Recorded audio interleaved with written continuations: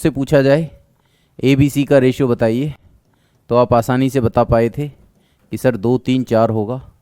फिर मैंने एक बात और कही थी कि अगर इनके मल्टीप्लाई में कुछ वैल्यूज़ दे रखी हों तो आप क्या करेंगे, उसको सिमिलर बनाएंगे, ए बी सी को अकेला करेंगे और फिर जो उनके रेशियोज़ आएंगे वही आपके आंसर्स होंगे। ये बातें हमने लास्ट टाइम करी थी। जैसे मैंने कहा था 2a/3, 3b/4 और c/5। तो मैंने कहा 2 और 3 जो ऊपर वाले नंबर्स हैं उनका एलसीएम ले लीजिए और एलसीएम लेकर के ऊपर नीचे गुणा कर दीजिए। तो 6 की गुणा करेंगे ऊपर नीचे नहीं मतलब केवल नीचे, 3 गुणा 6 हो जाएगा, 3b 4 × 6 हो जाएगा और ये c/5 हो जाएगा। 2 से 6 3 बार कटेगा, 3 से 6 2 बार कटेगा और ए बी और सी की वैल्यू कितनी आ जाएगी भैया, तो मैंने बताया जो नीचे वाले नंबर है वही आपकी वैल्यू है। तो 9 हो जाएगा, 3 3 जा 4 2 जा 8 और 5, तो 985 हो जाएगा। ये तरीके मैंने बताए थे आपको लास्ट टाइम, ठीक है। चलो अब मैं क्या करता हूँ, मैं आगे की कहानी आपको समझा देता हूँ। चलो जैसे अगर कल को मान लो आपसे क्वेश्चन पूछा जाए a/3, b/4 और c/5 और कहे फाइंड a, b और c, तो फिर कैसे बताओगे? अगर आपसे ये क्वेश्चन पूछा जाए तो फिर कैसे बताएंगे आप इसका जवाब? बताइए भाई।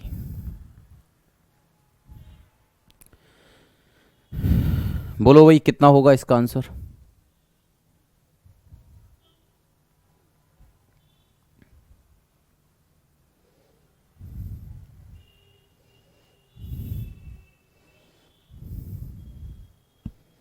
कौन करेगा?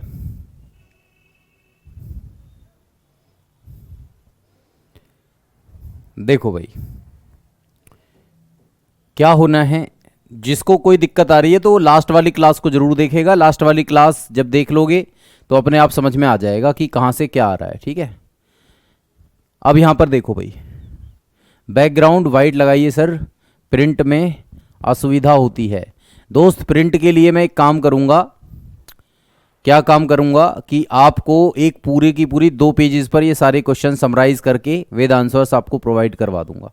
अगर फिर भी आपको लगता है कि नहीं सर हमें तो वाइट पे ही पढ़ना है, तो नेक्स्ट वाली पीडीएफ वाइट पे आ जाएगी, कोई चिंता नहीं है, ठीक है। अब यहाँ देखो ये 3 4 5 आप बताने लग रहे हो तो थोड़ा सा अंतर तो कर लो इसमें। यहाँ S2 लगा हुआ है, वहाँ बराबर लगा हुआ था, वहाँ क्या लगा हुआ था, बराबर लगा हुआ था, ये बराबर था a/2 b/3 और c/4, तो दोनों में अंतर तो कर लो भैया। ये ABC हो जाएगा 2 3 4, कोई दिक्कत नहीं है। लेकिन अगर यहाँ पर S2 लगा हो तो फिर आप कैसे करते हैं? तो A, B और C का रेशियो निकालने के लिए हाइड एंड सीक मेथड लगाएंगे। पहला ढक लीजिए, बाकी 2 की गुणा कर लीजिए, 20 हो गया। दूसरा ढक लीजिए, बाकी 2 की गुणा कर लीजिए, कितना हुआ 15। तीसरा ढक लो तो 4 दिया 12, तो आपका आंसर होगा 20 15 12, 20 15 12। क्लियर है? 20 15 12 ये आपका आंसर होगा। Is that clear? जैसे कल को आपसे ये पूछने लग जाए, कल को आपसे मान लो ये पूछने लग जाए कि बताओ 2a/3, 3b/4 और 5/c या फिर c/5, ऐसे करो, तो इसका जवाब कैसे दोगे? इसकी कंडीशन वैसे ही रहेगी, सेम टू सेम वाली। सबसे पहले आप इनको नीचे वाली वैल्यूज़ को बराबर करोगे और बराबर करने के बाद फिर हाइड एंड सीक मेथड लगा देंगे। कैसे, ज़रा ध्यान दीजिएगा। यहाँ पर कितना हो जाएगा भाई, 2 और 3 का एलसीएम 6, तो आप क्या करेंगे 3 गुणा 6 कर लेंगे यहाँ पर। यहाँ 3b और यहाँ भी कितना हो जाएगा, 4 गुणा 6 हो जाएगा और यहाँ हो जाएगा c/5। अब 2 से 6 3 बार कट गया, 3 से 6 2 बार कट गया और आपको वैल्यू मिली a/9, b/8 और c/5। अब आपको क्या करना है, आपको ए बी सी बताना है। अब ए बी सी कैसे बताएं? तो ये कंडीशन तो पहले जैसी बन गई। कोई दिक्कत है किसी को? नहीं है। बोलो किसी को कोई भी समस्या है तो? है भाई? चलो, और नहीं है तो फिर कर लो। तो आप क्या करेंगे, पहले वाले को ढकेंगे, बाकी दो की गुणा करेंगे तो 8 पंजे 40 हो गया। दूसरे वाले को ढकेंगे तो 9 पंजे 45 हो गया। और तीसरे वाले को ढकेंगे तो 8 9 72 हो गया। तो 40, 45 और 72 आपका रेशियो आ गया। ठीक है, बात समझ में आ रही है? क्लियर हुआ? 40, 45, 72 ये आपका आंसर होगा।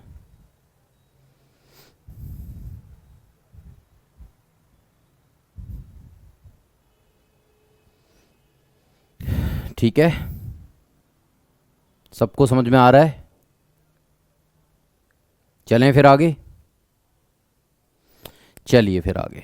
तो अच्छा, एक और तरीका सीख लीजिए, एक और तरीका सीख लीजिए। कभी कभी ऐसा भी आ जाता है 2a बराबर 3b बराबर 4c, ऐसे कंडीशन में दे दिया और कहा कि बताओ a अनुपात b अनुपात c कितना होगा, ये पूछे, तो फिर कैसे करोगे?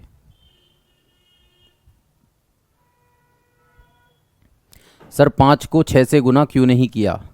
क्या सी के ऊपर कुछ दिख रहा था आपको?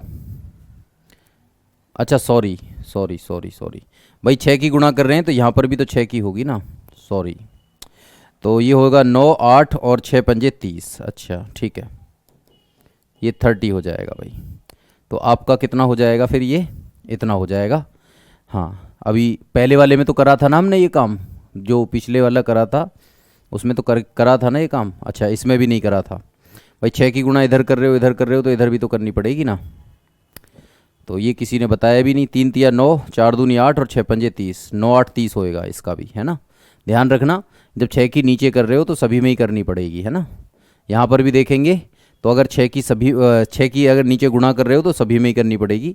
तो इस तरीके से आप करोगे और अब हाइड एंड सीक लगाओगे। तो ये हो जाएगा 3 अट्ठे 24 यानी कि 240।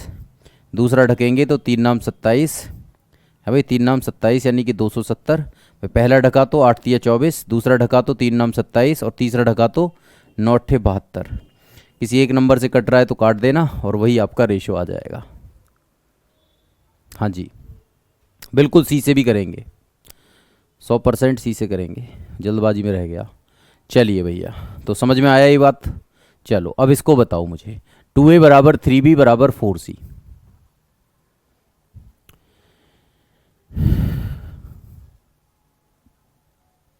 चलो चलो चलो, अब यहां पर देखेंगे, जब कभी ऐसी कंडीशन आएगी तो इसको भी हाइड एंड सीक मेथड से ही निपटाएंगे। ठीक है, हाइड एंड सीक मेथड से ही निपटाएंगे इसको भी। कैसे? पहला ढकेंगे तो 4 तिया 12, दूसरा ढकेंगे तो 4 दूनी 8, तीसरा ढकेंगे तो 3 दूनी 6, 2 तिया 6, 2 चौक 8 और 2 छिक्के 12, ये 6 4 3 आ जाएगा। तो इस तरीके से आप इसको भी बता पाएंगे। 6 की गुना इसलिए कर रहे हैं क्योंकि ऊपर जो है ना हमें परेशान कर रही हैं वैल्यूज़। कौन सी वैल्यूज़? ये वाली, ये 2 और 3। देखो हमने देखा ए बी सी अकेले अकेले हों तो डायरेक्टली इनका आंसर जो होता है क्या होता है, हाइड एंड सीक मेथड लगा देते हैं। लेकिन अब ये 2 है और यहाँ 3 है, तो मुझे 2 और 3 को एक साथ गायब करना है। तो मैंने कल बताया था परसों वाली क्लास में कि 2 और 3 का एलसीएम लेके नीचे सब में गुणा कर देते हैं, है ना। ये बात मैंने पिछली क्लास में बताई थी। चलो अब क्वेश्चंस करेंगे भाई, ये कैलकुलेशन काफ़ी हैं, आ जाओ अब क्वेश्चंस करना शुरू करते हैं। हाँ जी, तो यदि दो संख्याओं के योग का वर्ग उनके गुणनफल का 4 गुना है तो उन संख्याओं का अनुपात क्या होगा, ये आपसे पूछा गया है। पासवर्ड आपका मोबाइल नंबर है रवि, पासवर्ड जो है पीडीएफ का वो आपका मोबाइल नंबर है, आप उसको डालिएगा पीडीएफ खुल जाएगी। हाँ जी, तो ये बताइए यदि दो संख्याओं के योग का वर्ग उनके गुणनफल का 4 गुना है तो बताइए उन संख्याओं का अनुपात कितना होगा। देखो, दो तरीके हैं क्वेश्चन को करने के। कितने तरीके?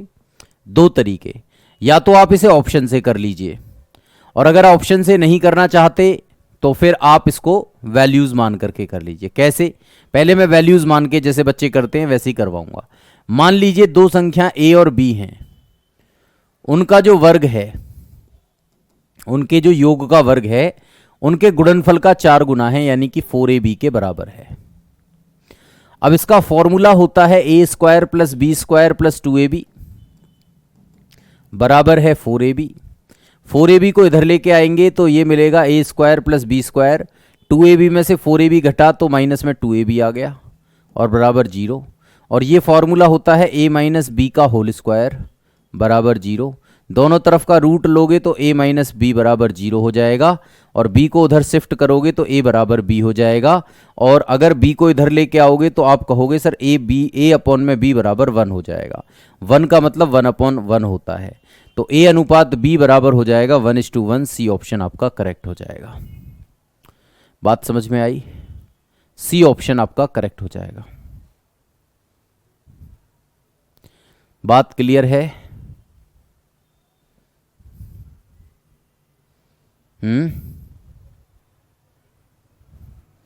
अच्छा, एक बात और कर लेंगे भाई सभी बच्चे। देखो, अगर आप इसके सॉल्यूशन के साथ पीडीएफ निकालना चाहते हो तो भाई मेरे फिर तो आपको दिक्कत इसमें हो जाएगी। और अगर आप केवल क्वेश्चंस का 2 पेज का पीडीएफ चाहिए आपको, तो वो मैं प्रोवाइड करवा दूंगा। अब आप जैसे बोलेंगे वैसे कर लेंगे। मेरे पास तो व्हाइट में भी है और ब्लैक में भी है, जैसे कहोगे वैसे डाल देंगे। ठीक है, चलो भाई, अब मुझे बताओ ये सबको समझ में आया? अब दूसरा तरीका समझो, ऑप्शन से कैसे करते है ना। इधर बता देता हूं, यूजिंग ऑप्शन। ऑप्शन से इस क्वेश्चन को कैसे करते? तो ऑप्शन से करने का जो तरीका होता दोस्त, वो होता कि दो संख्या मान लो 2 और 1 हैं, इनका वर्ग जो है वो 4 गुना के बराबर होगा। 4 गुना 2 गुना 1 क्या आ रहा है? तो आप कहेंगे सर 3 का वर्ग 9 है, ये 8 आ रहा है, तो बराबर नहीं आ रहा, मतलब ये नहीं हो सकता। अब 1 और 3 लोगे तो 1 और 3 का वर्ग 4 गुना 1 गुना 3 के बराबर आ रहा है, तो आप कहेंगे सर ये 4 का स्क्वायर 16, ये 12 ही आ रहा है, तो ये भी नहीं होगा। आप कहेंगे 1 + 1 का वर्ग बराबर है 4 गुना 1 गुना 1, तो आपने देखा 2 का वर्ग 4 है और ये 4 है। भाई 2 का वर्ग कितना है? 4, और 4 एकम 4, तो ये आपका बन गई बात, बराबर आ गए। तो सी ऑप्शन आपका करेक्ट। ऑप्शन से ऐसे कर लेंगे। 2 पेज वाला मैं आपको प्रोवाइड करवा दूंगा बस। तो ठीक है, सॉल्यूशन आप यहां से देख ही लोगे, समस्या खत्म। चलिए भाई, आज ही भेज दूंगा मैं, टेंशन मत लो। हाँ जी दोस्त, ये बताओ, ये समझ में आ रहा है? क्लियर हुआ सबको ये वाला क्वेश्चन? अच्छा सुनो, एक बात और आपके लिए खुशखबरी है। खुशखबरी ये है, क्या खुशखबरी है? देखो, 6 to 8th वाली जो तैयारी कर रहे हैं और 9 to 10th वाली जो तैयारी कर रहे हैं वो स्टूडेंट्स, देखो 6 to 8 वाली जो तैयारी कर रहे हैं। अच्छा एक बात और, इन दोनों की मिक्स भी तैयारी कर रहे हैं, मतलब 6 to 10th वाली भी तैयारी कर रहे हैं, यानी कि दोनों की तैयारी कर रहे हैं, है ना भाई। 6 से लेके 10 तक की जो तैयारी कर रहे हैं उनके लिए भी। अब सुनो क्या है भैया, जो 6 से लेकर 8 तक की तैयारी कर रहे हैं उनकी क्लास होगी 12 से लेकर के 1:30 PM कल से। ठीक है, कल से ये शेड्यूल है कि 12 से लेकर 1:30 बजे तक तो इनकी क्लास होगी। अब 9th और 10th वाले जो स्टूडेंट्स हैं उनका क्या होगा, तो उनकी भी बता देता हूं। 9 10th वालों की भी, इनकी होगी 12 से लेकर के 1:30 बजे तक तो इनको अर्थमेटिक मिलेगा। इनको क्या मिलेगा? अर्थमेटिक।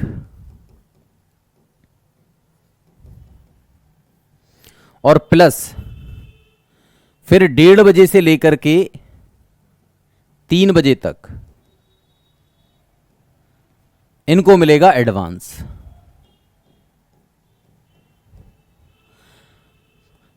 ठीक है भाई। तो इस तरीके से 9th और 10th का अर्थमेटिक और एडवांस खत्म हो जाएगा, और 6 to 8 की केवल जो तैयारी कर रहे हैं उनके लिए तो अर्थमेटिक ही है ना, अरिथमेटिक है। और छोटा मोटा एक दो टॉपिक अगर वो इसमें से भी करना चाहते हैं तो कर सकते हैं, ठीक है।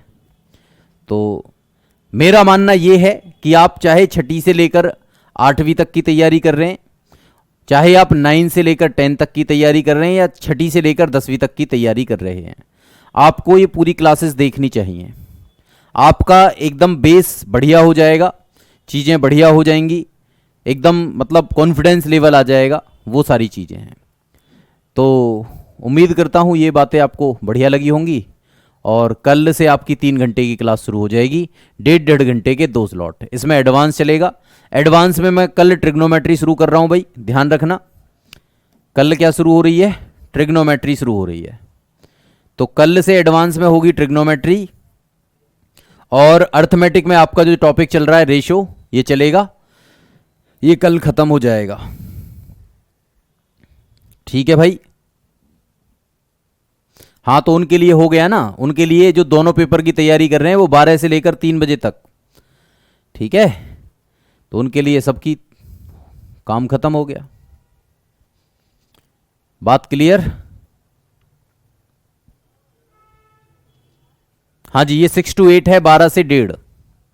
अगर स्पेशल 6 to 8 की तैयारी कर रहे हैं आप, तो ये आपके लिए स्पेशल रहेगा, इसी में आप जुड़े रहिएगा, ठीक है।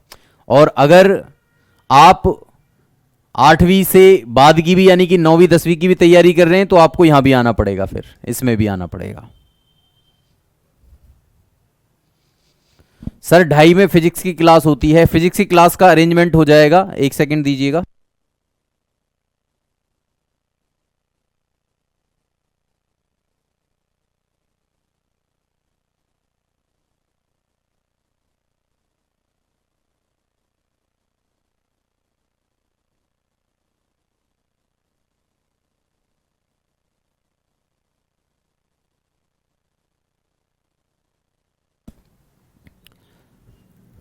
हाँ जी, आसमा साहिन, अगर आपने मैथ्स लिया है तो आपको मैथ्स पढ़ना है और जनरल साइंस पढ़ना है, फिजिक्स थोड़ी ना पढ़नी है अलग से, है ना। जनरल साइंस पढ़नी है, फिजिक्स थोड़ी ना पढ़नी है अलग से। आपको मैथ्स वालों को फिजिक्स अलग से नहीं पढ़नी है, उनको जनरल साइंस पढ़नी है, ठीक है। बात क्लियर? चलो भाई, बात समझ में आ रही है सबको?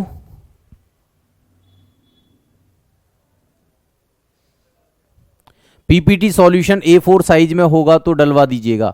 A4 साइज में कहाँ मिलेगा? यही मिलेगा सॉल्यूशंस। तो आपको सॉल्यूशन वाली पीडीएफ आपको उसमें मिल जाएगी सॉफ्ट कॉपी में, और हार्ड कॉपी में मैं आपको वो वाली प्रोवाइड करवा दूंगा, क्योंकि उसको निकाल सकते हो 2 पेजेस में सारे क्वेश्चंस एक साथ, ऐसा कर लेना,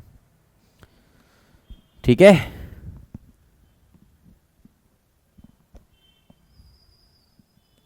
बात क्लियर?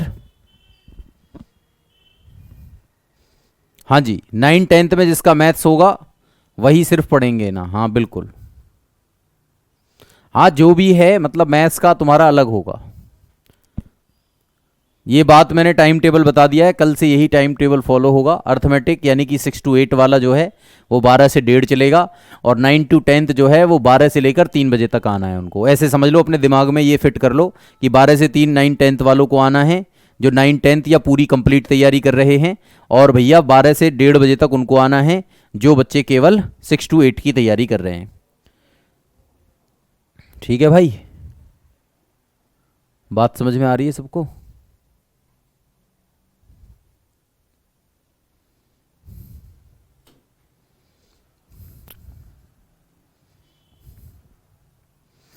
भाई साहब, तुम्हें अगर दोनों एग्जाम देने हैं तो मैंने बता तो दिया, और कैसे बताऊं। 6 to 10th वाले जो हैं 12 से लेकर के 3 तक आएंगे, 12 to 3 PM, ये दोनों ही कवर हो जाएंगे ना। फिर इतनी बुद्धि तो लगाओ यार।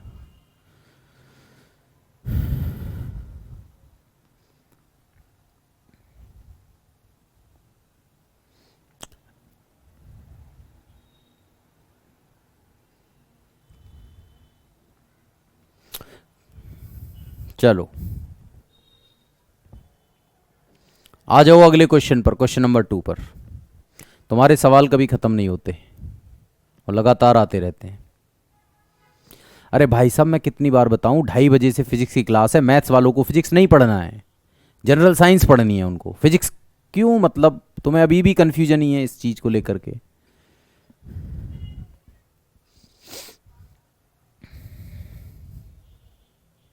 चलो यहां पर देखो,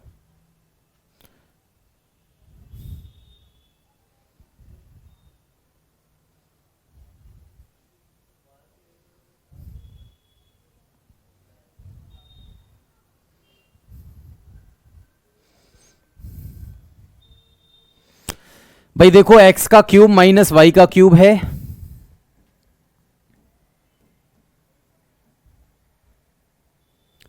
और इस 2 में दे रखा है x square plus x y plus y square, और ये 5/1 है। रेशियो में क्या है, 5/1। और एक दे रखा है आपको x square minus y square और एक्स माइनस वाई, इसका रेशियो दे रखा है 7/1। अब आपसे पूछ रहा है 2x और 3y का रेशियो बताइए। इसको बताना है भाई, कितना होगा, सभी जवाब दो।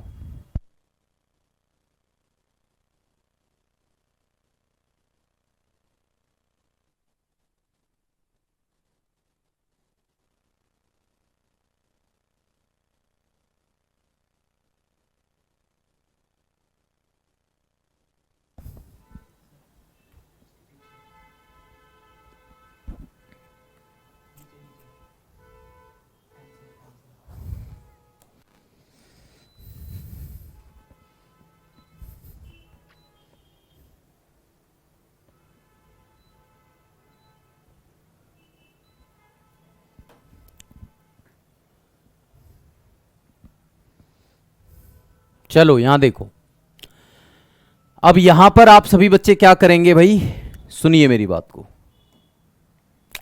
भाई आपको एक फॉर्मूला पता है, कौन सा फॉर्मूला, ए का क्यूब माइनस बी का क्यूब का, वो होता है x minus y x square plus x y plus y square. ये फॉर्मूला होता है ए का क्यूब माइनस बी का क्यूब का, और नीचे दे रखा है x square plus x y plus y square, और ये बराबर हो गया 5 के। ये दोनों तो खत्म हो गए। यहां पर आप जानते हो ए स्क्वायर माइनस बी स्क्वायर का फॉर्मूला, ए प्लस बी और ए माइनस बी होता है, और नीचे एक्स माइनस वाई दे रखा है। ये दोनों खत्म हो गए, तो ये आपका क्या मिल गया, 7 मिल गया। पता चला कि भैया एक्स माइनस वाई तो आ गया आपका 5, और एक्स प्लस वाई बराबर आ गया 7। अब आपको एक्स का मान निकालना है, तो आप क्या करेंगे, दोनों को जोड़ के आधा कर देंगे, 6 आ जाएगा। और y का मान निकालना है, तो दोनों को घटा करके आधा कर देंगे, तो कितना आ जाएगा, 1 आ जाएगा। तो y का मान आ गया 1 और x का मान आ गया 6। आप देखो 6 में से 1 गया तो 5, और 6 और 1 7, बात बनी। अब यहाँ पर आपसे पूछा है 2x और 3y का रेशो, तो इसका मतलब ये हो जाएगा, x का मान 6 डालोगे और y का मान 1 डालोगे, तो 6 दूनी 12, और ये हो जाएगा 3, 3 एकम 3, 3 चौके 12, 4:1, और ये कहाँ है, ए ऑप्शन में। तो ए ऑप्शन आपका करेक्ट हो जाएगा। बात समझ में आ रही है, बोलो क्लियर है भाई, यहाँ तक क्लियर है।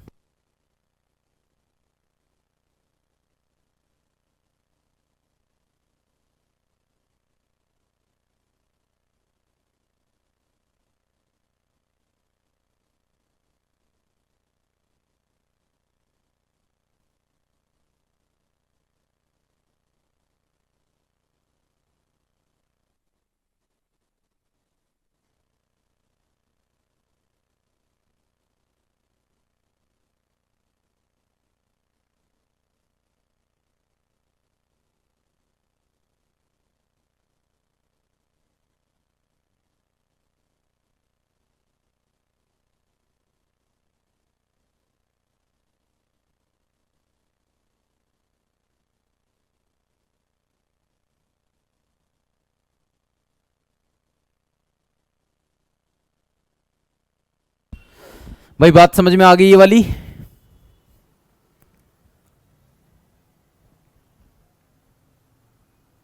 अरे भाई तुम्हारा कंफ्यूजन खत्म ही नहीं हो रहा है। देखो मेरी बात सुनो ध्यान से, जिन्होंने मैथ्स भरा है भाई उनका 80 नंबर में मैथ्स ही आएगा, ठीक है, उनका 80 में क्या आएगा, मैथ्स ही आएगा, जिन्होंने मैथ्स भरा है। और जिन्होंने साइंस भरी है तो उनके 80 नंबर की साइंस आएगी और जनरल मैथ्स आएगा जो 12 से आपका 1:30 बजे तक चल रहा है ना, वो वाला मैथ्स आएगा, उनको एडवांस मैथ्स नहीं पढ़ना है। और जिन्होंने साइंस भरी है तो साइंस वालों का 12 से लेकर 1:30 बजे तक पढ़ना है। और जिन्होंने मैथ्स भरा है 9 10th में तो भैया मैथ्स आपको 1:30 से लेकर 3 बजे तक भी पढ़ना है, ठीक है, ये है। तो जिन्होंने साइंस भरा है उनका मैथ्स नहीं आएगा, उनका जनरल मैथ्स आएगा। जनरल मैथ्स मतलब बेसिक वाला स्टार्टिंग से, ठीक है। चलो अब यहां देखो, इस पर क्वेश्चंस पर फोकस करो। क्वेश्चन नंबर 3 पर आओ। एक लड़के को राशि का चौथा हिस्सा मिलता है और एक लड़की को बाकी राशि का 5वां हिस्सा मिलता है, फिर शेष राशि समान रूप से वितरित की जाती है, तो उनके द्वारा प्राप्त राशि का अनुपात क्या होगा? बोलो भाई कितना होगा?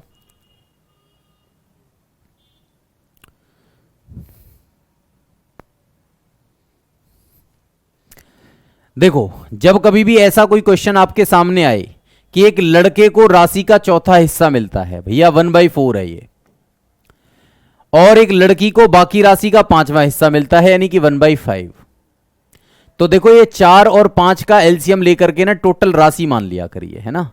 लेट क्या करेंगे भाई, टोटल जो अमाउंट है उसको मान लेंगे कितना, 4 पंजे 20। ये मान लो कि भैया टोटल अमाउंट 20 रुपए है। अब 20 रुपए में से छांटना शुरू करो कि भैया मेरे पास थे 20 रुपए, यहां बॉय और गर्ल्स को ले लो, ये बॉय है और ये गर्ल्स है। आपके पास थे 20 रुपए, लड़के को 1/4 मिला, 1/4 का मतलब 5 रुपए मिले। कितने रुपए मिले? 5 रुपए। तो लड़के को दे दिए 5 रुपए। अब ये कह रहे हैं लड़की को बाकी राशि का, यानी कि बची हुई कितनी भाई, 5 रुपए तो दे दिए, तो बचे कितने, 15। बचे कितने, 15। अरे 15 बचे भैया, 20 में से 5 गया तो 15। अब 15 रुपए में से लड़की को 5वां हिस्सा मिलता है, यानी कि 1/5 रुपए मिलते हैं, यानी कि कितने रुपए मिलते हैं, 3 रुपए। तो लड़की को मिले 3 रुपए, भाई लड़के को मिले 5 रुपए, और बचे हुए में से यानी 15 रुपए में से 1/5 लड़की को मिले, यानी कि 3 रुपए मिले। और बाकी कितने बच गए, कितने बट गए बेटा, 5 और 3 8 रुपए बट गए, और हैं कितने, टोटल 20 हैं। अब बचे कितने, 20 में से 8 घटाओगे तो 12। अब 12 में बराबर बराबर बांटने की बात कर रहा है, यानी कि 6 रुपए दोनों को देने की बात कर रहा है। तो 6 रुपए इसको दिए, 6 रुपए इसको दिए, तो इस पर कितने पड़े, 11, और इस पर कितने पड़े, 9। तो आपका रेशियो कितना हो गया, 11:9। A option. बोलो भाई सबको समझ में आया? आसान था। मैंने क्या माना, 4 और 5 का एलसीएम 20 ले लिया, मतलब 4 और 5 की गुणा ले ली 20, दोनों का अमाउंट, ठीक है भाई।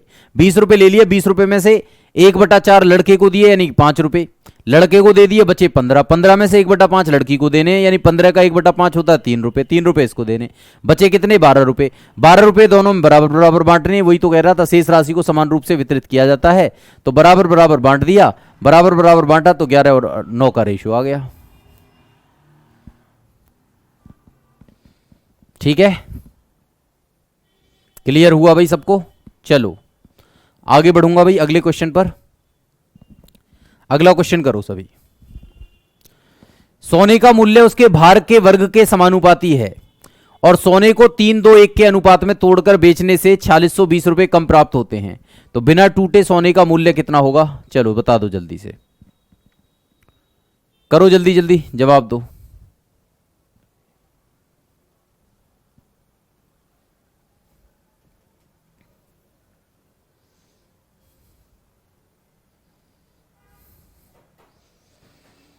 हाँ जी, सोने का मूल्य उसके भार के वर्ग के समानुपाती है। प्राइस जो है वो वेट के स्क्वायर के डायरेक्टली प्रोपोर्शनल है। प्राइस जो है वेट के स्क्वायर के डायरेक्टली प्रोपोर्शनल है। अब सुनो, एक सोने को 3:2:1 में बेचने पर, अब देखो सुनो, अगर तोड़कर बेचें, तोड़कर बेचें तो कितना प्राइस आएगा? तो ये बताओ, 3 ग्राम सोना है तो प्राइस हो जाएगा 9 रुपए का, क्योंकि वेट का वर्ग करोगे, ये वेट है ना भाई, वेट है ये, सोने को इतने अनुपात में तोड़कर, तो ये वेट है, वेट का स्क्वायर प्राइस होता है, तो तोड़कर बेचने पर ये 9 रुपए का बिकेगा। 9, अगर ये 3R है, मान लो अगर ये 3R है तो 3R स्क्वायर का बिकेगा, और अगर ये 2R है तो 2R स्क्वायर का बिकेगा, और ये 1R है तो 1R स्क्वायर का बिकेगा। तो टोटल कितने का बिकेगा? तो 3 तिया 9 और 4 13 और 1 14, तो 14R स्क्वायर का बिकेगा। और बिना तोड़े बेचें तो भाई मेरे, बिना तोड़े बेचे तो, बिना तोड़े बेचने पर इसका वैल्यू कितना होगा? तो आप कहेंगे सर 3 2 5 और 1 6, तो बिना तोड़े तो ये 6 है, और 6R का वर्ग कितना होगा? तो 36, तो भैया ये 36 का बिकेगा। बिना तोड़े बेचें तो 36 का बिकेगा, क्योंकि 3 2 5 और 1 6 होगा ना भाई, 3 2 और 1 यानी कि टोटल 6 है। तोड़ने पर 3 का वर्ग, 2 का वर्ग, 1 का वर्ग मिलेगा, और बिना तोड़े तो बेचेंगे तो 6 का वर्ग मिलेगा, क्योंकि वेट का स्क्वायर जो है प्राइस के बराबर है। तो भैया बिना तोड़े 36 रुपए का है और तोड़कर 14 रुपए का है। घाटा कितना हुआ? इसको घाटा कितना हुआ? तो आप कहेंगे सर 36R स्क्वायर में से 14R स्क्वायर घटा दो, इतने का घाटा हुआ। 6 में से 4 गया तो 2, और 3 में से 1 गया तो 2, 22 रुपए का घाटा हुआ। लेकिन वो तो कह रहा है 4620 रुपए का घाटा हुआ भाई, 4620 रुपए का, यही तो बोला है, 4620 रुपए कम मिले इसको। तो ये हो जाएगा 22 दूनी 44 और 22 एकम 22, 1 रेशो स्क्वायर की वैल्यू 210 आई। अब ये कह रहा है बिना टूटे सोने का मूल्य। भैया बिना टूटे सोने का मूल्य कितना होगा? बिना टूटे सोना का प्राइस भैया कितना है? तो आप कहेंगे 36R स्क्वायर है सर, और R स्क्वायर का मान क्या निकाला है आपने? R स्क्वायर का मान निकाला है 210, तो कितना हो जाएगा? 210 में 36 की गुणा कर लो भाई, 36 में 210 की गुणा कर लो, या 21 की कर लो। 6 3 2 छिक्के 12 और 2 तिये 6 और 1 7, 6 5 7 0, 7560 हो गया। सी ऑप्शन हो गया आपका आंसर, 7560 हो गया भाई।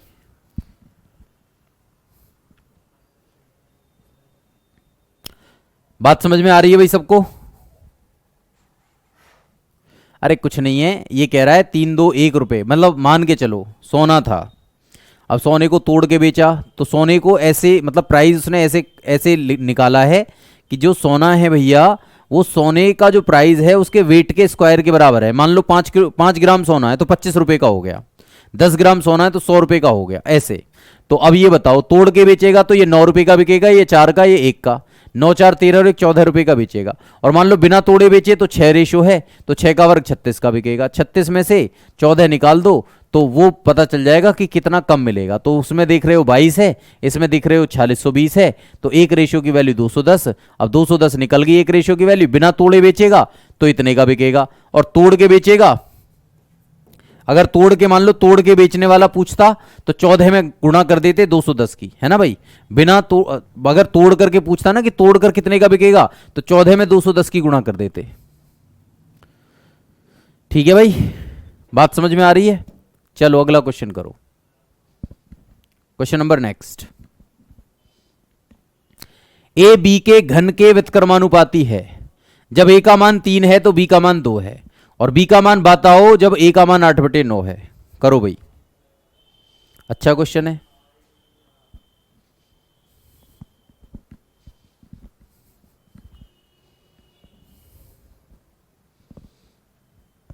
बोलो कितना होगा?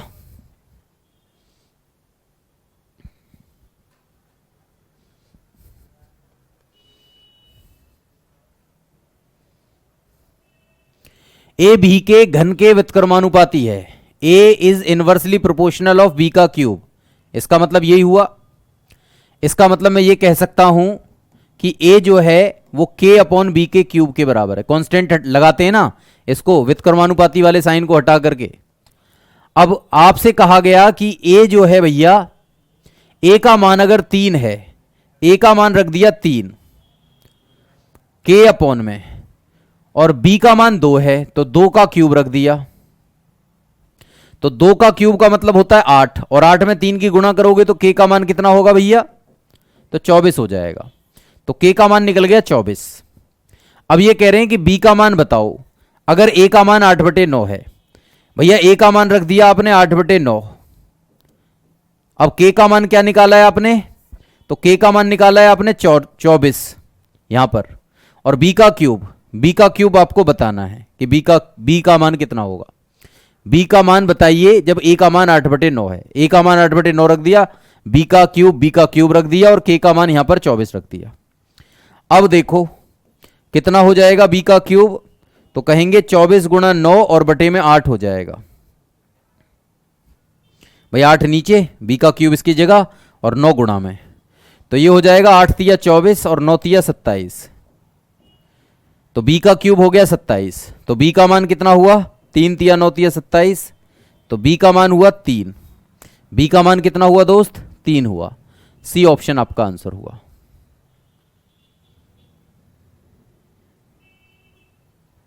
बात क्लियर है?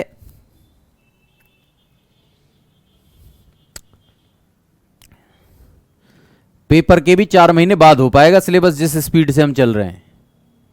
समझ में आ रही है? तो थोड़ा स्पीड बढ़ाओ। 3 घंटे की क्लास कर दी है मैंने इसलिए, क्योंकि सिलेबस मुझे लगता नहीं था कि इस स्पीड से हो पाएगा। जैसे तुम्हारा चल रहा है ना, वैसे नहीं हो पाता इस सिलेबस, इसलिए मैंने उसका अलग रखा है, इसका अलग रखा है। थोड़ा जल्दी हो जाएगा काम तो बढ़िया है फिर। ठीक है, चलो आगे बढ़ते हैं। आ जाओ अगले क्वेश्चन पर। एक मालिक अपने कर्मचारियों की संख्या 9:8 में कम करता है और उनकी तनख्वाह 14:15 के अनुपात में बढ़ा देता है, तो उसकी तनख्वाह में वृद्धि होगी।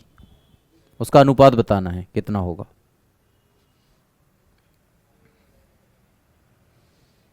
अर्थमेटिक वाले बच्चे आर एस अग्रवाल से पढ़ लो, आर एस अग्रवाल कर लो, वो जो होती है तो उससे पढ़ लो, वो सफिशिएंट होती है। ठीक है, वो ऑल कॉम्पिटेटिव एग्जाम्स के लिए आती है, अर्थमेटिक के लिए तो वो सफिशिएंट है, और एडवांस मैथ्स के लिए मैं करवाऊंगा आप लोगों को। ठीक है, तो चिंता मत करो। हाँ जी, अब यहां देखो, एक मालिक अपने कर्मचारियों की संख्या 9:8 में कम करता है। पहले 9 कर्मचारी थे और अब आप कितने हो गए? 8 कर्मचारी हो गए। उनकी तनख्वाह 14 भाई ये है स्टाफ या एम्प्लॉय, नंबर ऑफ एम्प्लॉय।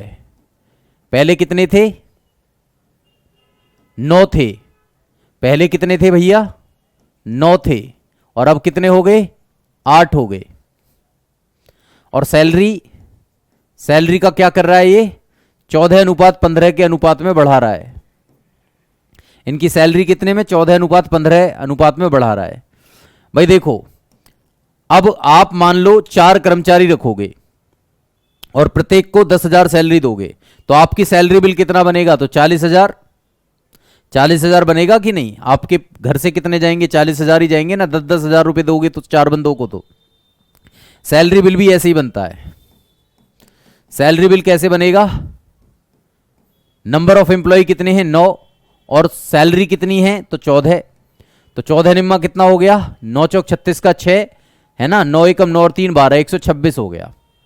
और ये कितना हो गया? 15 अट्ठे 120।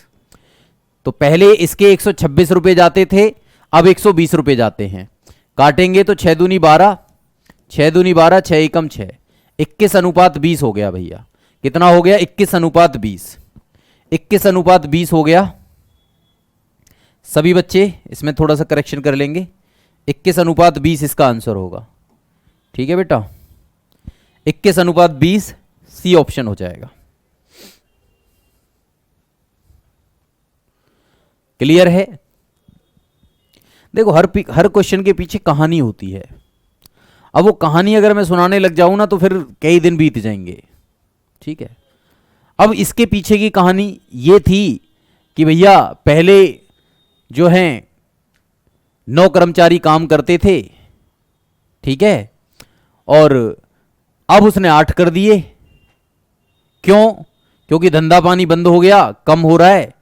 अब उसने 1-2 बंदे वो निकाले जो कम काम करते थे, जिनका जो मतलब इफिशिएंसी वो कम थी, तो वो बंदे निकाल दिए और इसने 8 बंदे कर दिए। और इसने क्या कहा? इसने कहा कि चलो मैं पहले 14 रुपये देता था इनको, अब क्योंकि ये अच्छा काम करे हैं इन्होंने, तो इनकी इंक्रीमेंट भी करना है, तो इंक्रीमेंट कर दो, इनको 15 रुपए बढ़ा दो सैलरी। तो पहले इसका सैलरी बिल 126 बनता था, अब 120 बन रहा है, काम उतना ही करवा रहा है पहले जितना ही, और देखो अपना सैलरी बिल भी कम कर दिया और इनकी तनख्वाह भी बढ़ा दी और इनको भी खुश कर दिया, है कि नहीं। इनको इंक्रीमेंट मिल गया, अब ये परमानेंट हो गए, अब जाएंगे नहीं कहीं भी, कहीं से ऑफर मिलेगा तो इनको, है ना। तो ये दिमाग होता है एक बिजनेसमैन का, इसको बहुत अच्छे से एक्सप्लेन कर सकते हैं हम हर चीज़ को, हर क्वेश्चन को, तो लेकिन उतना समय होता नहीं है क्योंकि कम समय है, चीज़ें ज़्यादा हैं, बहुत सारा आपको पढ़ाना है, बहुत सारी चीज़ें आपको करनी हैं, तब जा कर के कहीं जा कर के आपका सिलेबस कंप्लीट होगा। समझ पा रहे हो आप लोग। चलो आओ अगले क्वेश्चन पर करेंगे सभी। भाई क्वेश्चन थोड़ा सा खतरनाक टाइप का है तो देख लेना। एक वर्ष पहले लक्ष्मण और गोपाल का वेतन 3:4 के रेशियो में था। अलग अलग इनका पिछला और वर्तमान वर्ष के वेतनों का अनुपात 4:5 और 2:3 है। वर्तमान में इनके वेतनों का योग 4160 है, तो अभी लक्ष्मण का वेतन कितना है बताओ भैया। करेंगे सभी। विपिन जी आपको तो स्पीड समझ में आ जाएगी, बाकी सबको भी आएगी क्या? मैं तो अब तक इसको देड़ देता।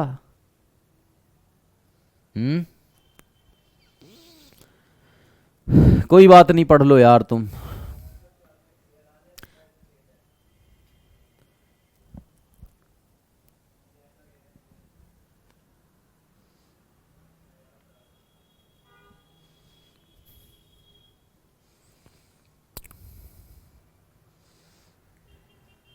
ये क्वेश्चन ऐसे हैं जो तुम्हें हवा भी नहीं लगने देते। करना क्या है, जो सोचते हो ना हाँ सर जी हम तो जादूगर जी से पढ़ लेंगे, भैया कोई भी जादूगर हो ये हवा भी नहीं लगने देंगे। क्वेश्चंस इस तरीके के, इनको नहीं पढ़ोगे नहीं समझोगे तो नहीं समझ में आएंगे, नहीं मेहनत करोगे तो कुछ भी पल्ले नहीं पड़ेगा। एक भी स्टूडेंट्स का जवाब नहीं आया अभी तक भी, बस आपको स्पीड चाहिए, सीखना वीखना कुछ है नहीं।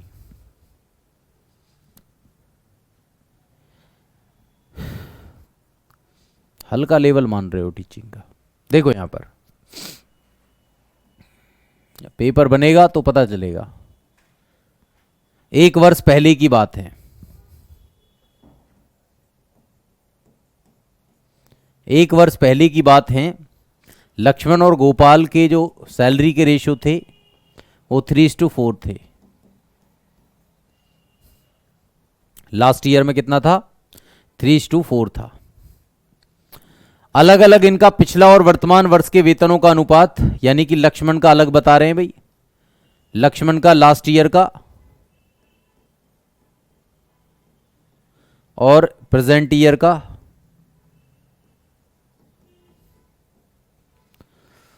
गोपाल का लास्ट ईयर का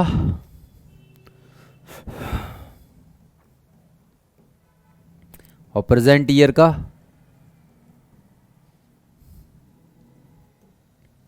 सैलरी जो दे रखा है 4:5 है और इसका है 2:3। ठीक है भाई। इनके पिछले और वर्तमान के वेतनों का जो अनुपात है वो 4:5 और 2:3 है। वर्तमान में इनके वेतनों का योग 4160 है। सैलरी जो प्रेजेंट में कमा रहे हैं दोनों, उनका सैलरी का जो जोड़ है वो 4160 रुपये है। तो अभी लक्ष्मण का वेतन कितना होगा ये आपसे पूछा गया है। अब जरा मेरी बात को ध्यानपूर्वक सुनेंगे सभी, सभी के सभी। आप मुझे बताइए कि लास्ट ईयर में इसकी सैलरी कितनी थी, लक्ष्मण की सैलरी कितनी थी लास्ट ईयर में? तो भाई साहब इसकी थी 3 रुपये। कितनी थी? 3 रुपये। एक्चुअल तो यही है, और रिश्तेदारी में जाके क्या बता रहा है, मैं 4 रुपये कमाता हूं ताकि शादी जल्दी हो जाए, है ना, यही काम है ना इसका। तो भैया लक्ष्मण की सैलरी थी लास्ट ईयर में 3 रुपये और बता रहा है कितनी? 4 रुपये। तो इसको असलियत पे लाओ, प्रूफ करो। तो कितने रुपए करनी है इसकी सैलरी? 3 रुपये करनी है। तो 3 लाओ और 4 को हटाओ तो 4 से भाग दे दो। अब मैंने कितनी कर दी इसकी सैलरी? 3 रुपये कर दी, क्योंकि 4 से 4 कट जाएगा और 3 बचेगा। अब भैया 3/4 की गुणा यहां पे करिए ना इसको असलियत पर लाने के लिए, तो 3/4 की गुणा यहां भी करनी पड़ेगी। ये मैथमेटिक्स का रूल है। समझ में आया कि नहीं आया? अब यहां देखो, इसको देखो, गोपाल जी क्या कर रहे हैं, 4 रुपए सैलरी है भाई साहब लास्ट ईयर में, और बता क्या रहे हैं रिश्तेदारी में जाके, 2 रुपए कमाता हूं जी मैं तो, कभी कोई उधार मांग ले हैं, ये बहुत ज्यादा एडवांस चालाक है। तो अब ये क्या कर रहा है भाई, ये 4 रुपए कमा रहा था लास्ट ईयर, और बता कितना रहा है, 2 रुपए। तो इसको 4 रुपए की असलियत पर लाएंगे तो भैया 2 की गुणा इधर भी करनी पड़ेगी, तो ये 6 हो जाएगा। होगा कि नहीं होगा? अब सुनो मेरी बात ध्यान से भाई, लक्ष्मण ने प्रेजेंट में कितना कमाया, तो 15/4 रुपए कमाए ना। लक्ष्मण ने प्रेजेंट में कितना कमाया, 15/4, और गोपाल ने प्रेजेंट में कितना कमाया भैया, 6 रुपए। और टोटल कितना हुआ भाई इनका, देखो 6 चौक 24, 24 और 15, 24 और 15 कितना होता है भाई, 29, 39 हो जाएगा, 39/4 है ना। एक बार चेक कर लो सभी, 39/4 हो गया ना, 6 चौक 24 और 15 देख लो, 5 4 9 और 2 1 3, 39 हो गया। तो 39/4 हो गया। लेकिन ये कमा कितना रहे हैं प्रेजेंट में, तो ये कमा रहे हैं 4160। तो एक रेशो की वैल्यू कितनी होगी जी भाई साहब, तो एक रेशो की वैल्यू होगी 4160 गुणा 4 और बटे में 39। ठीक है भाई। अब यहां पर काट लो चाहे तो इसको, 13 से कटेगा क्या, देखो 39 एकम 39, हाँ 39 से ही कट जाता, नहीं कटता, 39 से नहीं कटता, 13 से काट लो, 13 तिया 39, और देखो ये कितना हो जाएगा, 13 तिया 39 और 13 दूनी 26, 320 हो जाएगा, 320 हो जाएगा। अब कटेगा क्या, 3 से नहीं कटेगा। तो इसका मतलब एक रेशो का मान जो है ना, देखो फ्रैक्शन में ही आ रहा है, 320 गुणा 4 और बटे में 3। यहां पर भी उलझाया है क्वेश्चन को यहां पर भी सांस नहीं लेने दे रहा है। तो एक रेशो का मान आया 320 गुणा 4 बटे में 3। इसको तब तक सॉल्व मत करो जब तक लास्ट की कैलकुलेशन ना आ जाए। पूछा क्या है उसने, अभी लक्ष्मण का वेतन कितना है, तो भैया लक्ष्मण का वेतन अभी प्रेजेंट में कितना है जरा देखना। तो लक्ष्मण कमा रहा है प्रेजेंट में कितना, 15/4। भाई लक्ष्मण कितना कमा रहा है, 15/4 कमा रहा है। तो 15/4 कमा रहा है, और एक रेशो की वैल्यू कितनी है, 320 गुणा 4 और बटे में 3।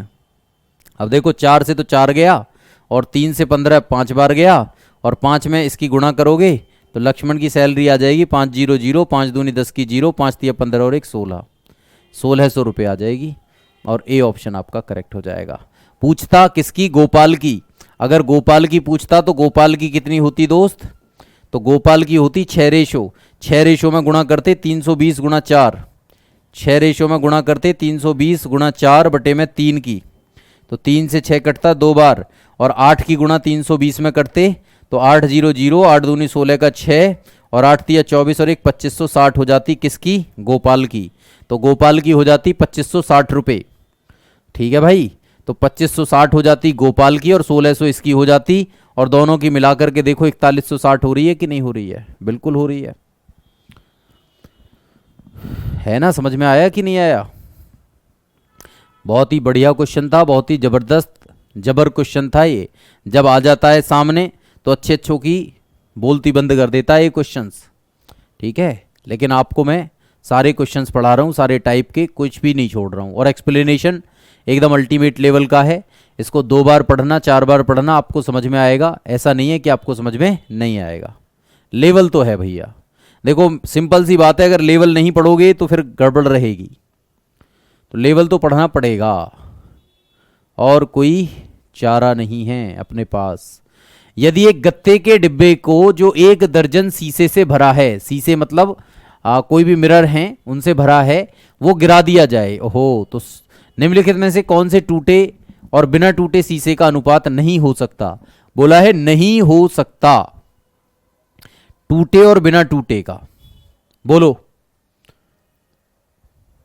कौन सा इसका आंसर होगा, टूटे शीशे और बिना टूटे शीशे का।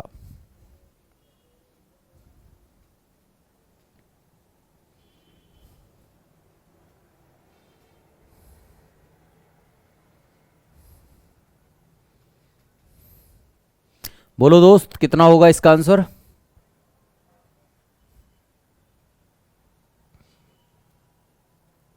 देखो भाई ऐसा है भाई, एक गत्ते का डिब्बा जो दर्जन शीशों से भरा है, दर्जन का मतलब होता है 12 शीशे। अगर मैं ये कहूं टूटे हुए और बिना टूटे हुए, टूटे और बिना टूटे शीशे, ये टूटे 2 हैं और बिना टूटे 1 हैं, तो ये 3 आएगा, और 3 रेशो का मतलब 12 आएगा, 3 चौके 12, यानी कि मैं कहूंगा 8 तो टूट गए और 4 बिना टूटे। तो इसको तो मैं बता पाया। उसने पूछा जो नहीं हो सकता वो बताना है, मतलब ये तो नहीं होगा, ठीक है, ये तो रेशो हो सकता है। 3 और 1 4, 12 से कट जाएगा, मतलब ये भी नहीं हो सकता। 3 और 2 5, 12 को नहीं काटेगा, तो यही आपका आंसर है, क्योंकि 7 और 5 12 से कट जाएगा, तो 3 2 5 12 को नहीं काट सकता है, तो इसलिए सी ऑप्शन इसका करेक्ट होगा। क्योंकि आप नहीं बता सकते कि कितने टूटे कितने बिना टूटे, क्योंकि 5 को आप 12 से डिवाइड नहीं कर पाओगे, एक रेशो की एग्जैक्टली वैल्यू नहीं निकाल पाओगे, तो फिर काम खत्म हो जाएगा, ठीक है। तो ये बात क्लियर है, सी ऑप्शन इसका करेक्ट हो जाएगा। Is that clear? चलिए भाई आगे बढ़ेंगे, सभी ध्यान समझिए ना भाई। 12 से 12 5 को नहीं काट सकता, तो इसका मतलब यही होगा, सी ऑप्शन। नहीं बता सकते कितने टूटे बिना कितने टूटे। ये बंटवारे वाली कहानी है, जो कह रहे थे ना वेजेस वाले सर, वेजेस वाले क्वेश्चन ऐसे ही होते हैं। ये कह रहे हैं 510 की एक धनराशि एबीसी के बीच में इस प्रकार बांटनी है कि ए को बी की प्राप्त राशि का 2/3 मिलता है, बी को सी की प्राप्त राशि का 1/4 मिलता है, तो इनके हिस्से बताइए कितने होंगे। इनके हिस्से बताइए कितने होंगे, बोलो भाई।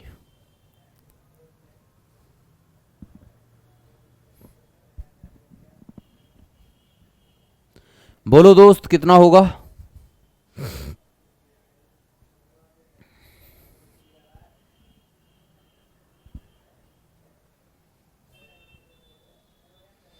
इसका जवाब देंगे भाई सभी। देखो 510 रुपए हैं, पहले एबीसी के हिस्से निकाल लेते हैं भाई। ए और बी का रेशो कितना दिया है, तो ए को बी की प्राप्त राशि का 2/3 मिलता है, यानी कि ए को अगर 2 मिल रहा है तो बी को 3 मिल रहा है ना, यही तो कह रहा है ना। ए को बी की प्राप्त राशि का, ए को कितना मिल रहा है, बी की प्राप्त राशि का 2/3 मिलता है, तो इसका मतलब बी को इधर लेके आऊंगा तो 2/3 हो जाएगा ना, ए अपॉन बी, तो मैंने डायरेक्टली लिख दिया है। और बी को सी का कितना मिलता है भैया, 1/4 मिलता है, तो 1:4 ये हो गया।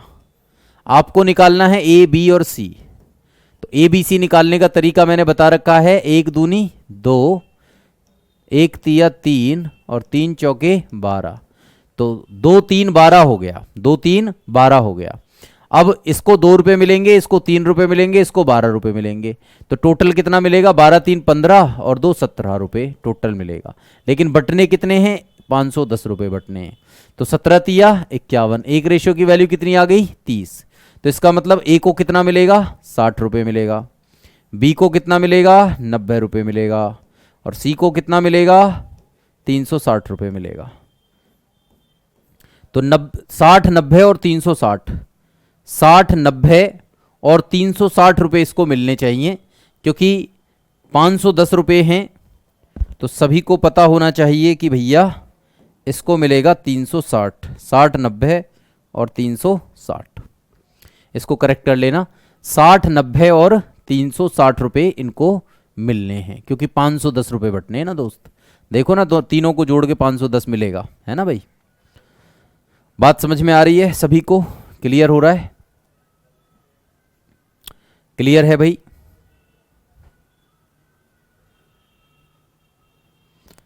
Is that clear? इसी को कर दिया है मैंने करेक्ट, 60 90 360 कर दिया है ना। बाकी अगर नहीं करते तो डी ऑप्शन लगा देते आप लोग, है ना, आप डी ऑप्शन भी लगा सकते थे, इसमें चांस था, लेकिन चलिए मैंने करेक्ट कर दिया एक। आइए अगला करेंगे सभी।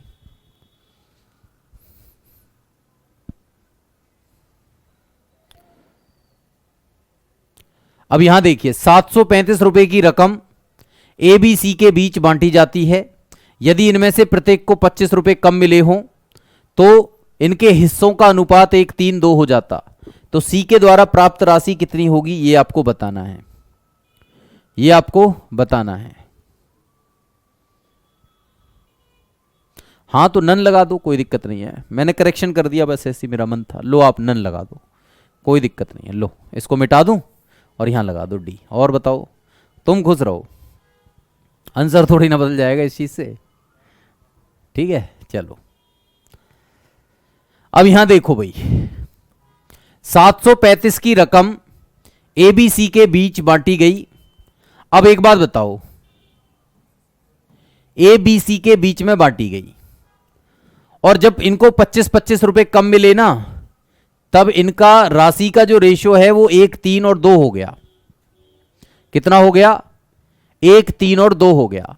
कब हुआ? जब 25-25 रुपए कम मिले, यानी कि 735 रुपए में से ए को भी 25 कम मिले, बी को भी 25 कम मिले और सी को भी 25 कम मिले। तो तीनों को 25-25-25 कम मिले तो 75 रुपए कम मिले, है कि नहीं भाई? तो 75 रुपए कम मिले। अब मैं डायरेक्टली लिख रहा हूं, है ना भाई, 75 रुपए कम मिले सबको मिला करके। 5 में से 5 गया 0, 13 में 7 गया 6, 660 आ गया। कितना आ गया? 660। अब ये रेशो की जो वैल्यू है, 1 रेशो, 3 रेशो, 2 रेशो, 6 रेशो की वैल्यू आ गई 660। तो 1 रेशो की वैल्यू कितनी हो गई? 110। इसका मतलब इसको कितने रुपए मिलेंगे? तो 110 रुपए मिलेंगे। इसको कितने मिलेंगे? 330 रुपए मिलेंगे। इसको कितने रुपए मिलेंगे? 220 रुपए मिलेंगे। लेकिन ये कह रहे हैं सी के द्वारा प्राप्त राशि कितनी होगी? सी के द्वारा प्राप्त राशि, अब सी के द्वारा प्राप्त राशि थी 220 रुपए, लेकिन यहां पर इसको 25 रुपए कम मिले थे, है ना भाई? 25 रुपए कम मिले थे।